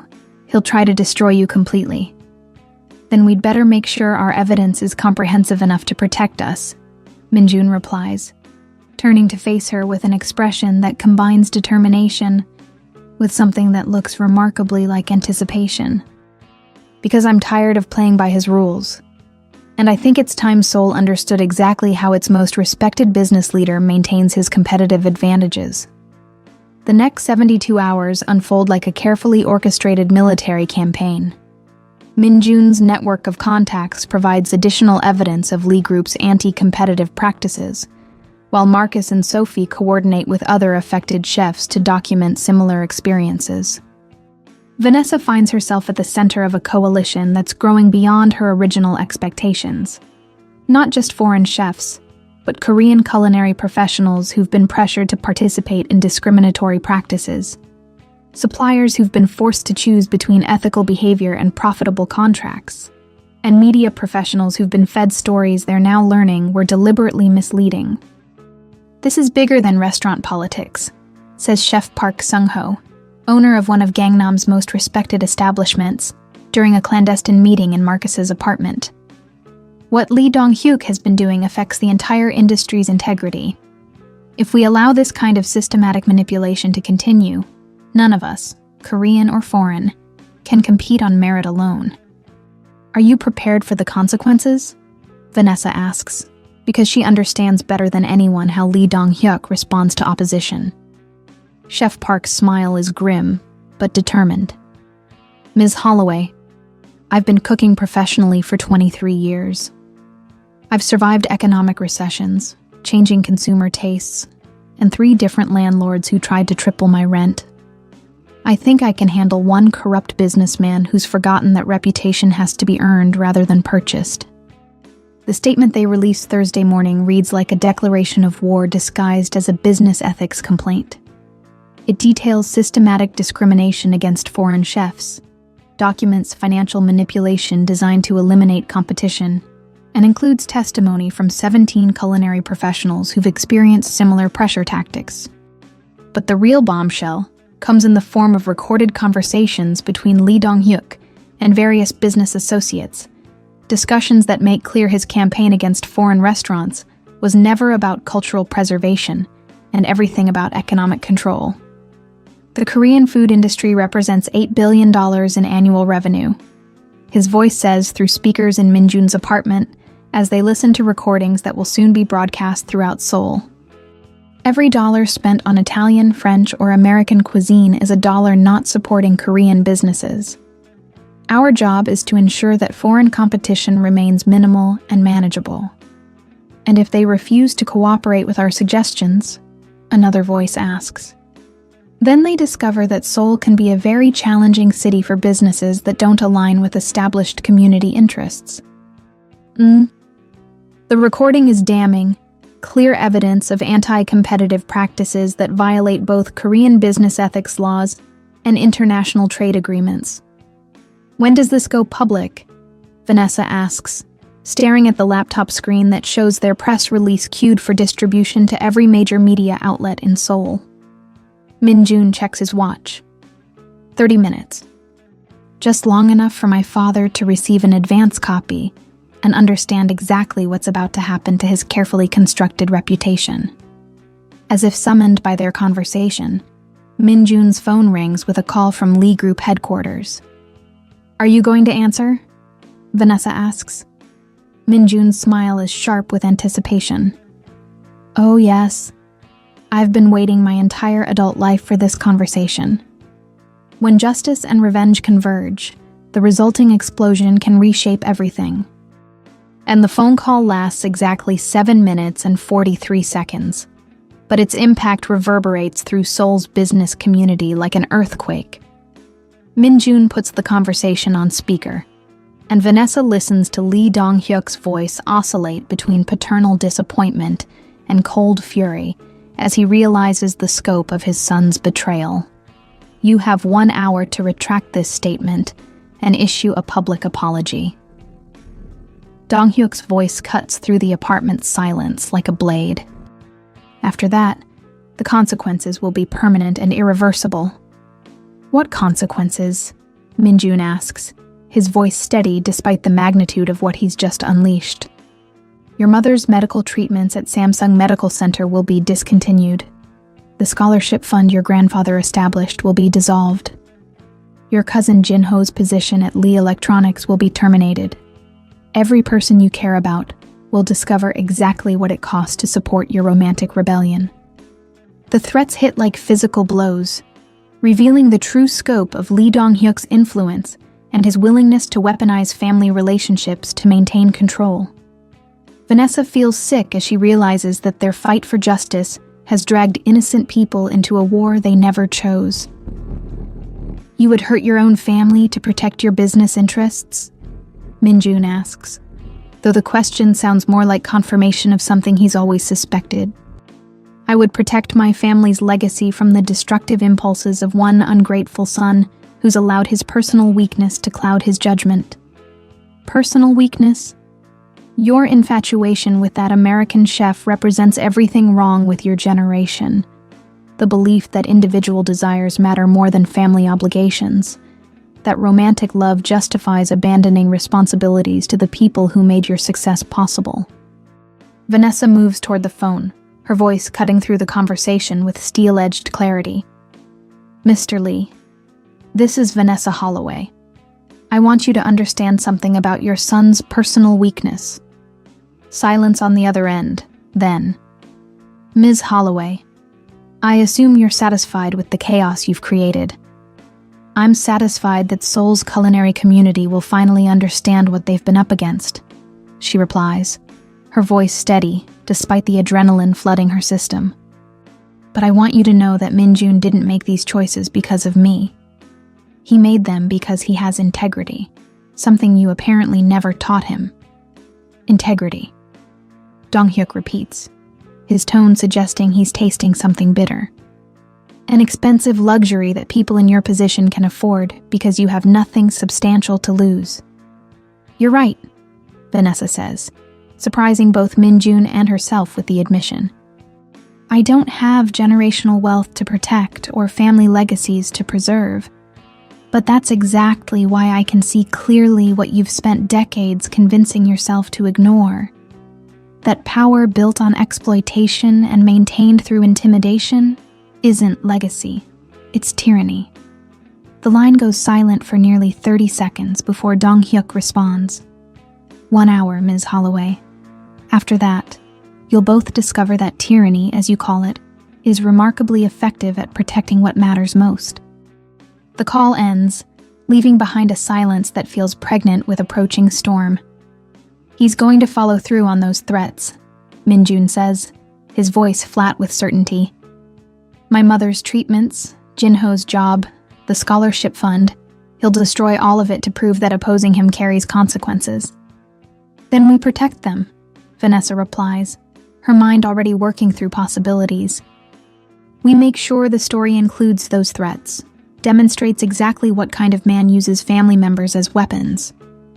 We turn his intimidation tactics into additional evidence of his corruption. That could make things worse for them in the short term. Maybe, but it's the only way to ensure they're safe in the long term. Vanessa moves to the laptop, her fingers flying across the keyboard as she begins adding Lee Dong-hyuk's threats to their public statement. As long as he believes intimidation works, he'll keep using it. The only way to stop a bully is to expose him completely. Marcus, who's been silent throughout the phone call, finally speaks up. You realize that once this goes public, there's no neutral ground left? Everyone in Seoul will have to choose sides, support Lee Dong-hyuk's established power structure, or support your fight for ethical business practices. That kind of polarization has consequences. Good, Min-jun says, his voice hardening with resolve. I'm tired of pretending that neutrality is possible when you're watching systematic injustice. Everyone should have to choose. Sophie appears in the doorway, her expression grim. The story's been picked up by 3 international news outlets. This isn't just Seoul business news anymore. It's becoming a broader conversation about corporate ethics and competitive practices in Korean conglomerates. Through the apartment's floor-to-ceiling windows, Seoul stretches out below them like a circuit board of lights and possibilities. Somewhere in that sprawl of humanity and ambition, Lee Dong-hyuk is probably making phone calls that will reshape careers and destroy relationships.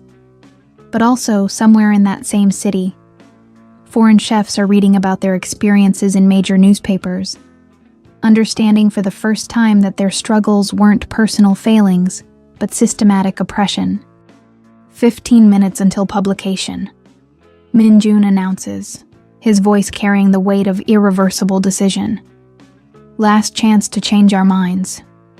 Vanessa looks around the apartment that's become their war room, at the friends who've chosen to stand with them despite the personal risk, at the man who's sacrificed generational wealth for the principle that love shouldn't require abandoning integrity. I don't want to change my mind, she says, her voice steady with certainty. I want to finish what we started. Min-jun's smile transforms his entire face, revealing not just affection, but profound admiration for her courage. Then let's burn it all down and see what we can build from the ashes. At exactly 2:47 p.m. on a Thursday afternoon in October, their statement goes live across 17 media platforms simultaneously. Within 30 minutes, it's trending on Korean social media. Within 2 hours, it's been translated into 6 languages and picked up by international business publications. By evening, Lee Dong-hyuk's carefully constructed reputation lies in ruins, and Seoul's culinary community is engaged in the most honest conversation about discrimination and competitive ethics in its modern history. But Vanessa knows that victory in media wars doesn't guarantee victory in real life, and powerful men who've spent decades building empires don't surrender easily to public shame. The real battle is just beginning. When you declare war on an empire, make sure you're prepared to win completely, because there's no such thing as partial victory against absolute power. The emergency board meeting convenes at Lee Group headquarters exactly 18 hours after their exposé goes public, called by shareholders who've watched the company's stock price drop 12% in a single trading session. Min-jun arrives wearing the same navy suit he wore for his resignation press conference. But this time he's not accompanied by lawyers or advisors, just Vanessa, whose presence at Lee Group headquarters represents either remarkable courage or spectacular stupidity, possibly both. "You don't have to come with me," Min-jun says, as they stand in the building's marble lobby, surrounded by reporters who've been camped outside since dawn. "Yes, I do," Vanessa replies, adjusting her jacket with the kind of careful precision that suggests armor disguised as professional attire. "If we're going to finish this, we finish it together." The elevator ride to the executive floor feels like ascending to their own execution. But when the doors open, they're met not by security guards or hostile board members, but by Min-jun's grandfather's portrait hanging in the hallway outside the boardroom, Lee Jung-ho's eyes seeming to watch them with the kind of approval that transcends death. Inside the boardroom, Lee Dong-hyuk sits at the head of a table, surrounded by 12 board members, whose expressions range from concerned to furious. But the real surprise is the elderly woman sitting beside him, Park Soon-ja, Min-jun's grandmother, whose presence suggests family dynamics that go far deeper than business considerations. "Grandmother," Min-jun says, his voice softening with genuine affection despite the circumstances. "Min-jun-ah," she replies, her voice carrying the authority that comes from surviving 9 decades of Korean history, including war, occupation, and the country's transformation from agricultural society to global economic power. "And you must be Chef Holloway." Vanessa bows with a precise angle that demonstrates respect without subservience, a gesture she's practiced obsessively since arriving in Korea. "It's an honor to meet you, Mrs. Lee." "The honor," Park Soon-ja says, her English accented but clear, "is mine. I've been reading about your work with great interest." Lee Dong-hyuk's expression suggests he's watching a carefully planned strategy explode in real time. The presence of Min-jun's grandmother, a woman who holds significant influence over family decisions, but rarely involves herself in business matters, shifts the meeting's dynamics in ways he clearly didn't anticipate. "Shall we begin?" Chairman Kim, the board's senior independent director, asks with the kind of diplomatic neutrality that suggests he's managed similar family crises before. "Before we discuss business matters," Park Soon-ja interrupts, her voice carrying the kind of quiet authority that makes everyone in the room lean forward.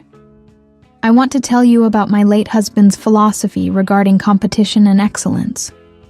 She stands with the fluid grace of someone who's commanded respect her entire life, moving to the portrait of Lee Jung-ho that dominates one wall of the boardroom.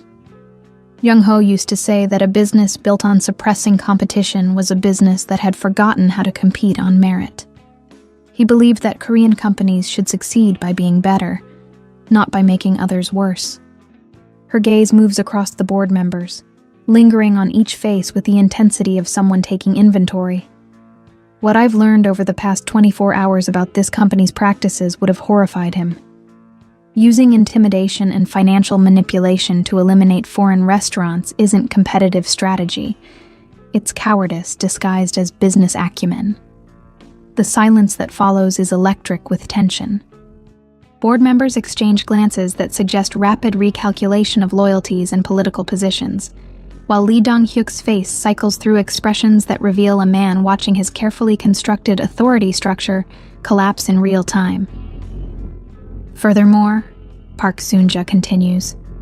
I want to address the personal matter that has become public controversy. Min-jun's relationship with Chef Holloway represents exactly the kind of international partnership that Jung-ho envisioned for Korea's future. Collaborative, respectful, based on mutual recognition of excellence rather than cultural prejudice. She turns to Vanessa, her smile warm with genuine approval. My dear, I've eaten at every significant restaurant in Seoul over the past 60 years. Your fusion cuisine represents not cultural betrayal, but cultural evolution. Korea becomes stronger when it learns from the world, not when it hides from it. Grandmother, Lee Dong-hyuk's voice cuts through the room with barely controlled fury. You're allowing personal sentiment to cloud your judgment about business necessities. Am I? Park Soon-ja's tone doesn't change, but something arctic enters her expression. Then perhaps you can explain to this board why systematic discrimination against foreign businesses represents sound economic strategy rather than illegal anti-competitive practices. She moves to the conference table's head, displacing her son with movements that suggest this transition of authority has been inevitable rather than unexpected. Because I've spent the morning with lawyers who specialize in international business law, and they've explained to me exactly what criminal charges could be filed based on the evidence that's now public record. The temperature in the room drops 20 degrees as board members realize they're not just dealing with family drama, they're facing potential criminal liability for corporate practices they may have unknowingly endorsed. Chairman Kim clears his throat diplomatically. Mrs. Lee, what would you recommend as our path forward? Complete restructuring of Lee Group's competitive practices, immediate cessation of any activities that could be construed as anti-competitive, and public commitment to supporting Seoul's diverse culinary community rather than suppressing it. Her voice is steady with certainty. Additionally, I'm recommending that Min-jun be reinstated as heir apparent, with full authority to implement ethical business practices throughout our subsidiaries. And if I refuse to accept these changes? Lee Dong-hyuk asks, his voice tight with barely controlled rage. Park Soon-ja's smile is sharp enough to cut glass. Then you'll discover that family authority ultimately rests with those who built the fortune, not those who've simply managed it. I still control 42% of Lee Group stock, and I'm prepared to use that influence to ensure this company reflects the values Jung-ho died defending. The power shift is so sudden and complete that it takes several seconds for its implications to fully register. Lee Dong-hyuk, the man who spent decades terrorizing competitors and family members alike, has just been outmaneuvered by his own mother, using weapons he never saw coming. The vote, Chairman Kim announces, his voice carefully neutral, is whether to accept Mrs. Lee's recommendations for corporate restructuring and leadership transition. All in favor? 8 hands rise immediately. 3 board members abstain. Only Lee Dong-hyuk votes against the measure that effectively ends his control of the company he's led for 23 years. Motion carries. Chairman Kim says with the kind of diplomatic relief that suggests he's been waiting years for someone with enough authority to challenge Lee Dong-hyuk's methods. Min-jun, do you accept reinstatement as heir apparent under the conditions outlined by Mrs. Lee? Min-jun looks across the table at Vanessa, whose expression combines pride, love, and something that might be awe at what they've just witnessed. I accept, with the understanding that Lee Group's future success will be built on ethical competition and international collaboration rather than intimidation and suppression. Excellent, Park Soon-ja says, settling back into her chair with the satisfaction of someone who's just completed a project decades in the making. Now, Chef Holloway, I believe my grandson mentioned something about opening a restaurant that showcases fusion cuisine. Lee Group would be honored to provide whatever support you need to make that dream a reality. As they leave Lee Group headquarters an hour later, Seoul's skyline looks different somehow. Less imposing, more full of possibility. The reporters outside shout questions that seem somehow less threatening now, their cameras capturing not scandal but transformation. Your grandmother, Vanessa says as their car pulls away from the building, is absolutely terrifying. Minjun's laugh is rich with relief and genuine affection. She's been waiting 40 years to put my father in his place. We just gave her the perfect excuse. And now? Now we build something better, he replies, taking her hand as Seoul flows past their windows like a river of light and promise. Together. Sometimes the most powerful alliances form between the most unexpected partners. 6 months later, Fusion opens its doors in Itaewon with a line of customers that wraps around 2 city blocks and a reservation list that extends 4 months into the future. The restaurant occupies a restored hanok that combines traditional Korean architecture with contemporary design elements, creating spaces that feel both rooted in history and thoroughly modern. Vanessa stands in the kitchen, her kitchen, during the pre-service prep, watching her team work with the synchronized efficiency that comes from months of training and shared commitment to excellence. The staff represents the kind of international collaboration that Seoul's culinary scene has embraced since the Lee Group scandal transformed conversations about cultural identity and competitive practices throughout Korean business. 30 covers for tonight's service, Marcus announces, his role as sous chef bringing him the kind of professional satisfaction that comes from building something meaningful from the ground up. Including Park Jin-young at table 12 and 3 international food critics who flew in specifically for the opening. The mention of Park Jin-young, the critic whose early support helped launch Vanessa's career, brings a smile to her face. 6 months ago, she was fighting for the right to cook professionally in Seoul. Tonight, she's being reviewed by critics who consider her restaurant one of the most anticipated openings in Korean culinary history. Chef, calls out Jin-soo, one of the young Korean cooks who joined their team specifically to learn fusion techniques that combine traditional Korean methods with international influences. The banchan stations are ready, and the wagyu has reached perfect temperature. Vanessa moves through the kitchen with the fluid grace of someone who's found her element, tasting sauces, adjusting seasonings, inspecting presentations with the critical eye that separates good restaurants from exceptional ones. Everything about fusion represents her culinary philosophy, respect for traditional techniques combined with creative innovation that pushes boundaries without losing authenticity. Through the kitchen's pass window, she can see the dining room filling with a crowd that represents Seoul's evolving cultural landscape. Korean business leaders sit beside international diplomats. Young professionals mingle with established cultural figures, and the conversation flows in multiple languages with the easy comfort of a city that's learned to celebrate diversity rather than fear it. At table 15, Minjun entertains a group of investors interested in expanding fusion into a chain of restaurants that could bring their cultural fusion concept to other international markets. He's wearing a navy suit that showcases his transformation from inherited privilege to earned respect. And when he catches Vanessa's eye through the service window, his smile carries the warmth of shared achievement. "First course out," Vanessa announces, and her team responds with the choreographed precision of performers who've rehearsed their roles until excellence becomes instinct. The amuse-bouche, Korean spiced scallop with kimchi foam and crispy rice, represents everything fusion stands for. Traditional Korean flavors presented through international techniques in a way that respects both cultures, while creating something entirely new. The evening unfolds with the kind of seamless perfection that makes other chefs jealous, and food critics effusive in their praise. Each course builds on the last, creating a narrative arc that tells the story of Korean cuisine's evolution while honoring its roots. The wagyu preparation that first brought Vanessa and Minjun together appears as the evening's centerpiece, now refined through months of experimentation into something that transcends its original inspiration. But the real victory isn't in the food, though every dish earns the kind of response that launches culinary legends. The real victory is in the room itself, in the way Seoul's cultural elite has embraced a Black American chef whose presence once threatened their comfortable assumptions about who belongs in their exclusive circles.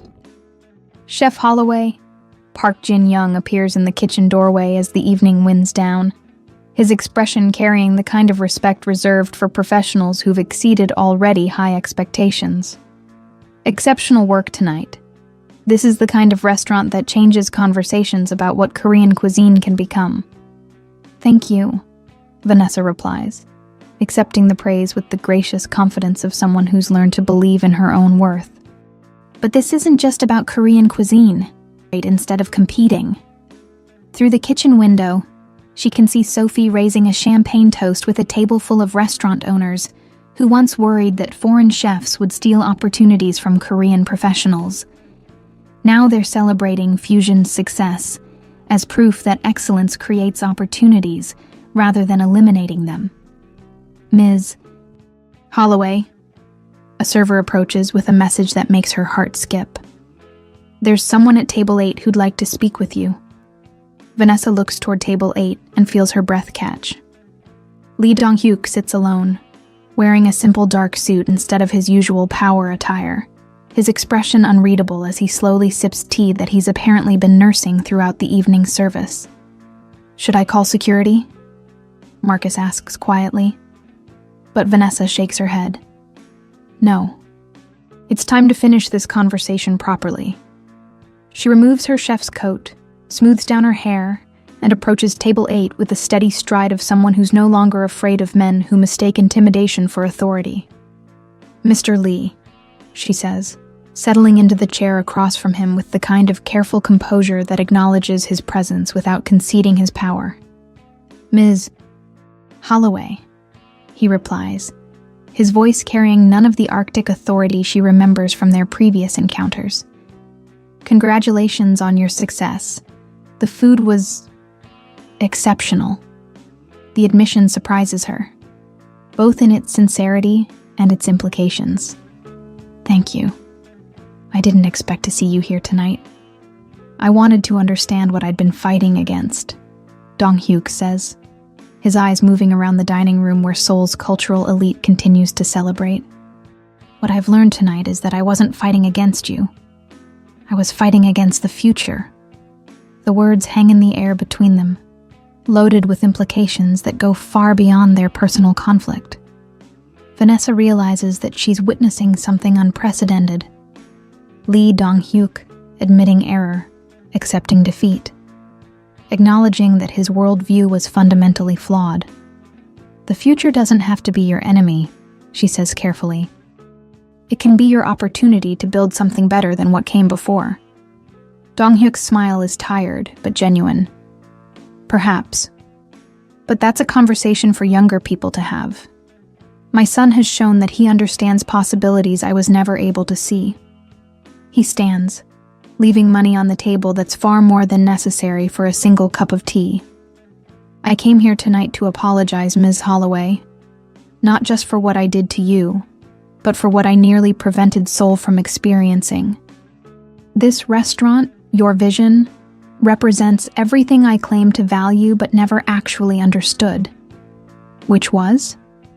Excellence without prejudice, innovation without abandoning tradition, success that lifts others rather than pushing them down. He pauses, looking around the room one final time. Min-jun chose well. Not just in business partners, but in the values he decided to embrace. After he leaves, Vanessa sits alone at table 8 for several minutes, processing the encounter that feels like the closing of a chapter she'd never expected to finish. Through the restaurant's windows, Seoul sparkles with the kind of energy that comes from a city discovering new possibilities for itself. You okay? Min-jun appears beside her, his presence warm and grounding after the emotional complexity of facing his father. Better than okay, she replies, standing to survey the dining room where their shared vision has become tangible reality. We did it. We actually did it. We did. Min-jun agrees, but his expression suggests he's thinking beyond tonight's success. And this is just the beginning. Park Jin-young mentioned interest from international restaurant groups. Sophie's been approached about franchise opportunities. Marcus has investors asking about his own restaurant concept. And Minjun takes her hands, his fingers intertwining with hers in a gesture that's become as natural as breathing. And I think we should say yes to all of it. Build something bigger than just one restaurant. Create opportunities for other chefs who've been told they don't belong. The proposal is ambitious, exciting, and exactly the kind of challenge that makes Vanessa's pulse quicken with anticipation. A restaurant empire built on inclusion rather than exclusion? A restaurant empire built on the revolutionary idea that the best food comes from the best chefs, regardless of where they were born or what they look like. As they walk through Fusion's dining room, past tables full of satisfied customers and a kitchen full of proud staff members, Vanessa realizes that vengeance, when it comes, doesn't always look like destruction. Sometimes it looks like success so complete and undeniable that your enemies have no choice but to admit they were wrong. Sometimes vengeance has the sweetest name of all: vindication. When excellence becomes your weapon and success becomes your shield, no enemy can stand against the truth of what you've built. 1 year after Fusion's opening, Vanessa stands in the same spot where Lee Minjun first defended her talent. But now the context has transformed completely. Le Jardin's Secret has been closed for renovations, not because of scandal or failure, but because its owners are implementing the diversity and inclusion policies that have become standard throughout Seoul's hospitality industry following the Lee Group revelations. The space has been rented for tonight's private celebration. The announcement of Fusion Seoul, Fusion Tokyo, and Fusion New York. A restaurant empire that represents the kind of international collaboration that once seemed impossible in Korean business culture. 5 minutes until service, Marcus calls out. But tonight he's not calling service for a restaurant. He's calling the announcement ceremony that will launch him as executive chef of Fusion New York and establish Vanessa as the culinary director of an international brand built on cultural fusion and professional excellence. Through the event space's windows, Seoul stretches out like a constellation of possibilities. Its skyline transformed by new restaurants, hotels, and businesses that have embraced the diversity policies that emerged from the cultural transformation following Dong Hyuk's corporate scandal. The city looks different now, more vibrant, more international, more willing to celebrate excellence regardless of its origins. "You ready for this?" Sophie asks, appearing beside Vanessa wearing a designer dress that reflects her new role as general manager of their restaurant group. The woman who once worried about taking risks on foreign chefs now oversees operations for an international culinary empire that employs over 200 people across 3 countries. "As ready as anyone can be for changing the world," Vanessa replies, adjusting the emerald green gown that Minjun chose specifically because it matches her eyes and makes her skin glow like burnished gold under the restaurant's lighting. The guest list reads like a directory of Seoul's cultural and business elite. But now these are people who celebrate diversity rather than resist it, who understand that competition creates excellence rather than threatening it.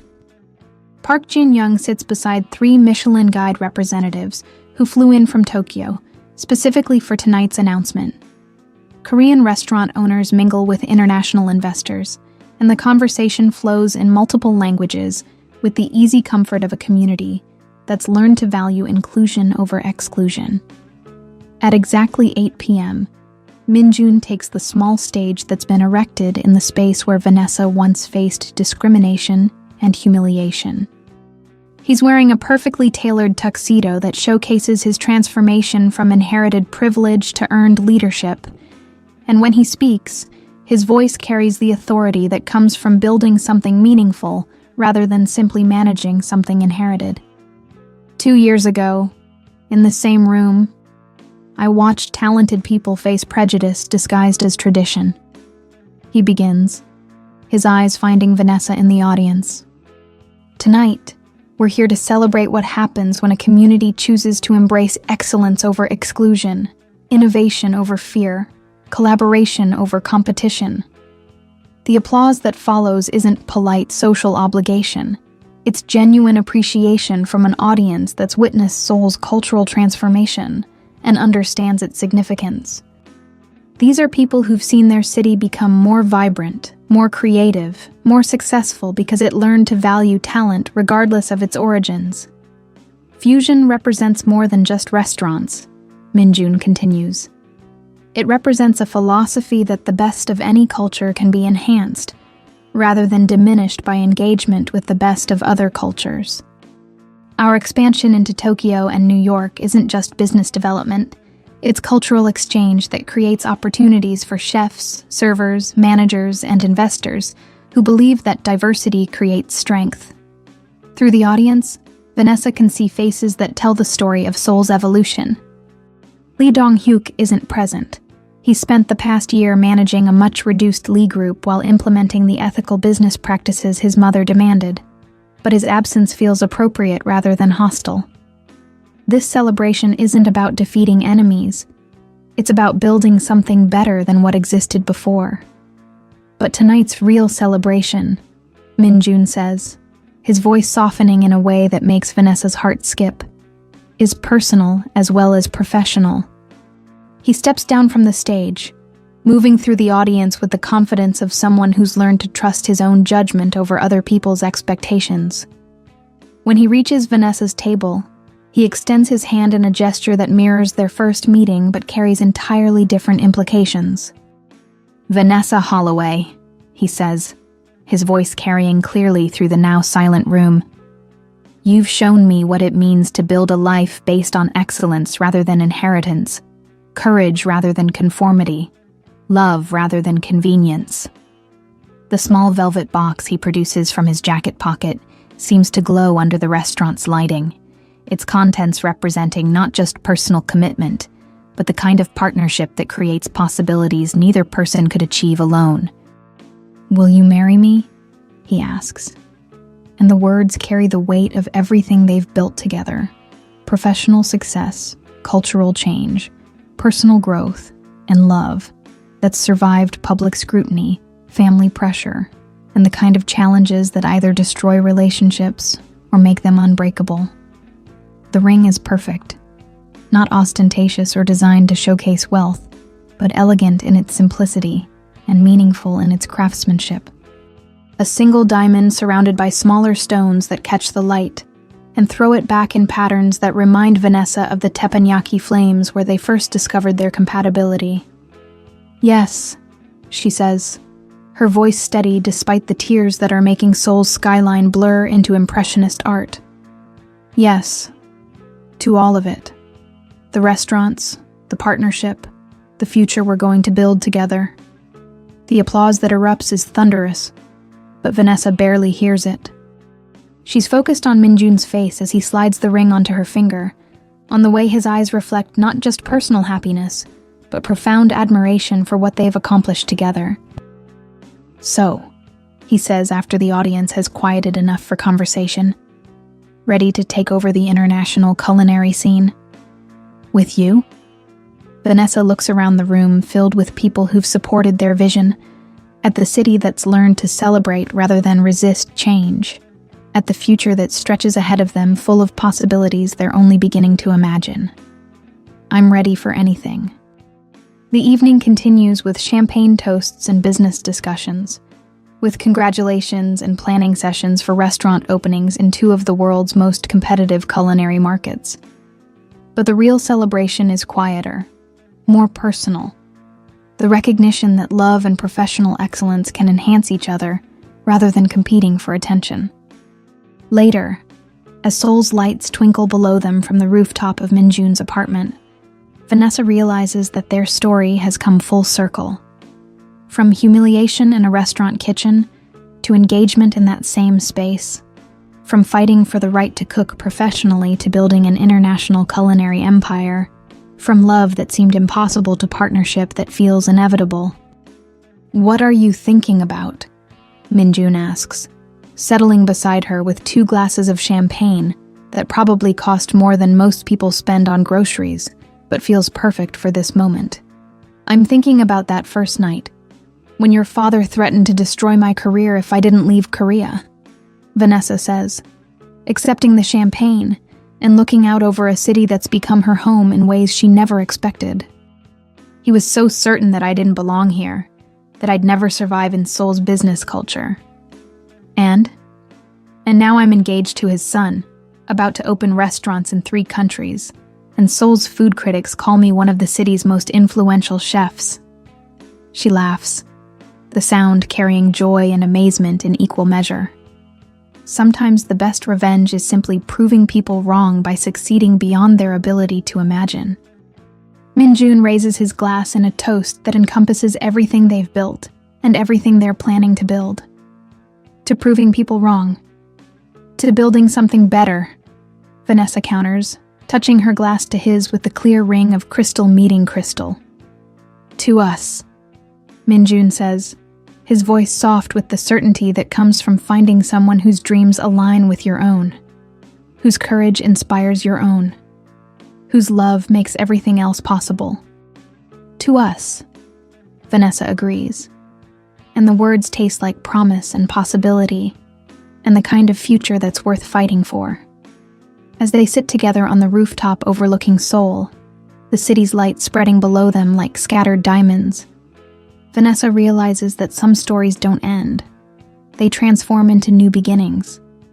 Tomorrow will bring challenges and opportunities, successes and setbacks, the daily work of building an international business and maintaining a partnership that's both personal and professional.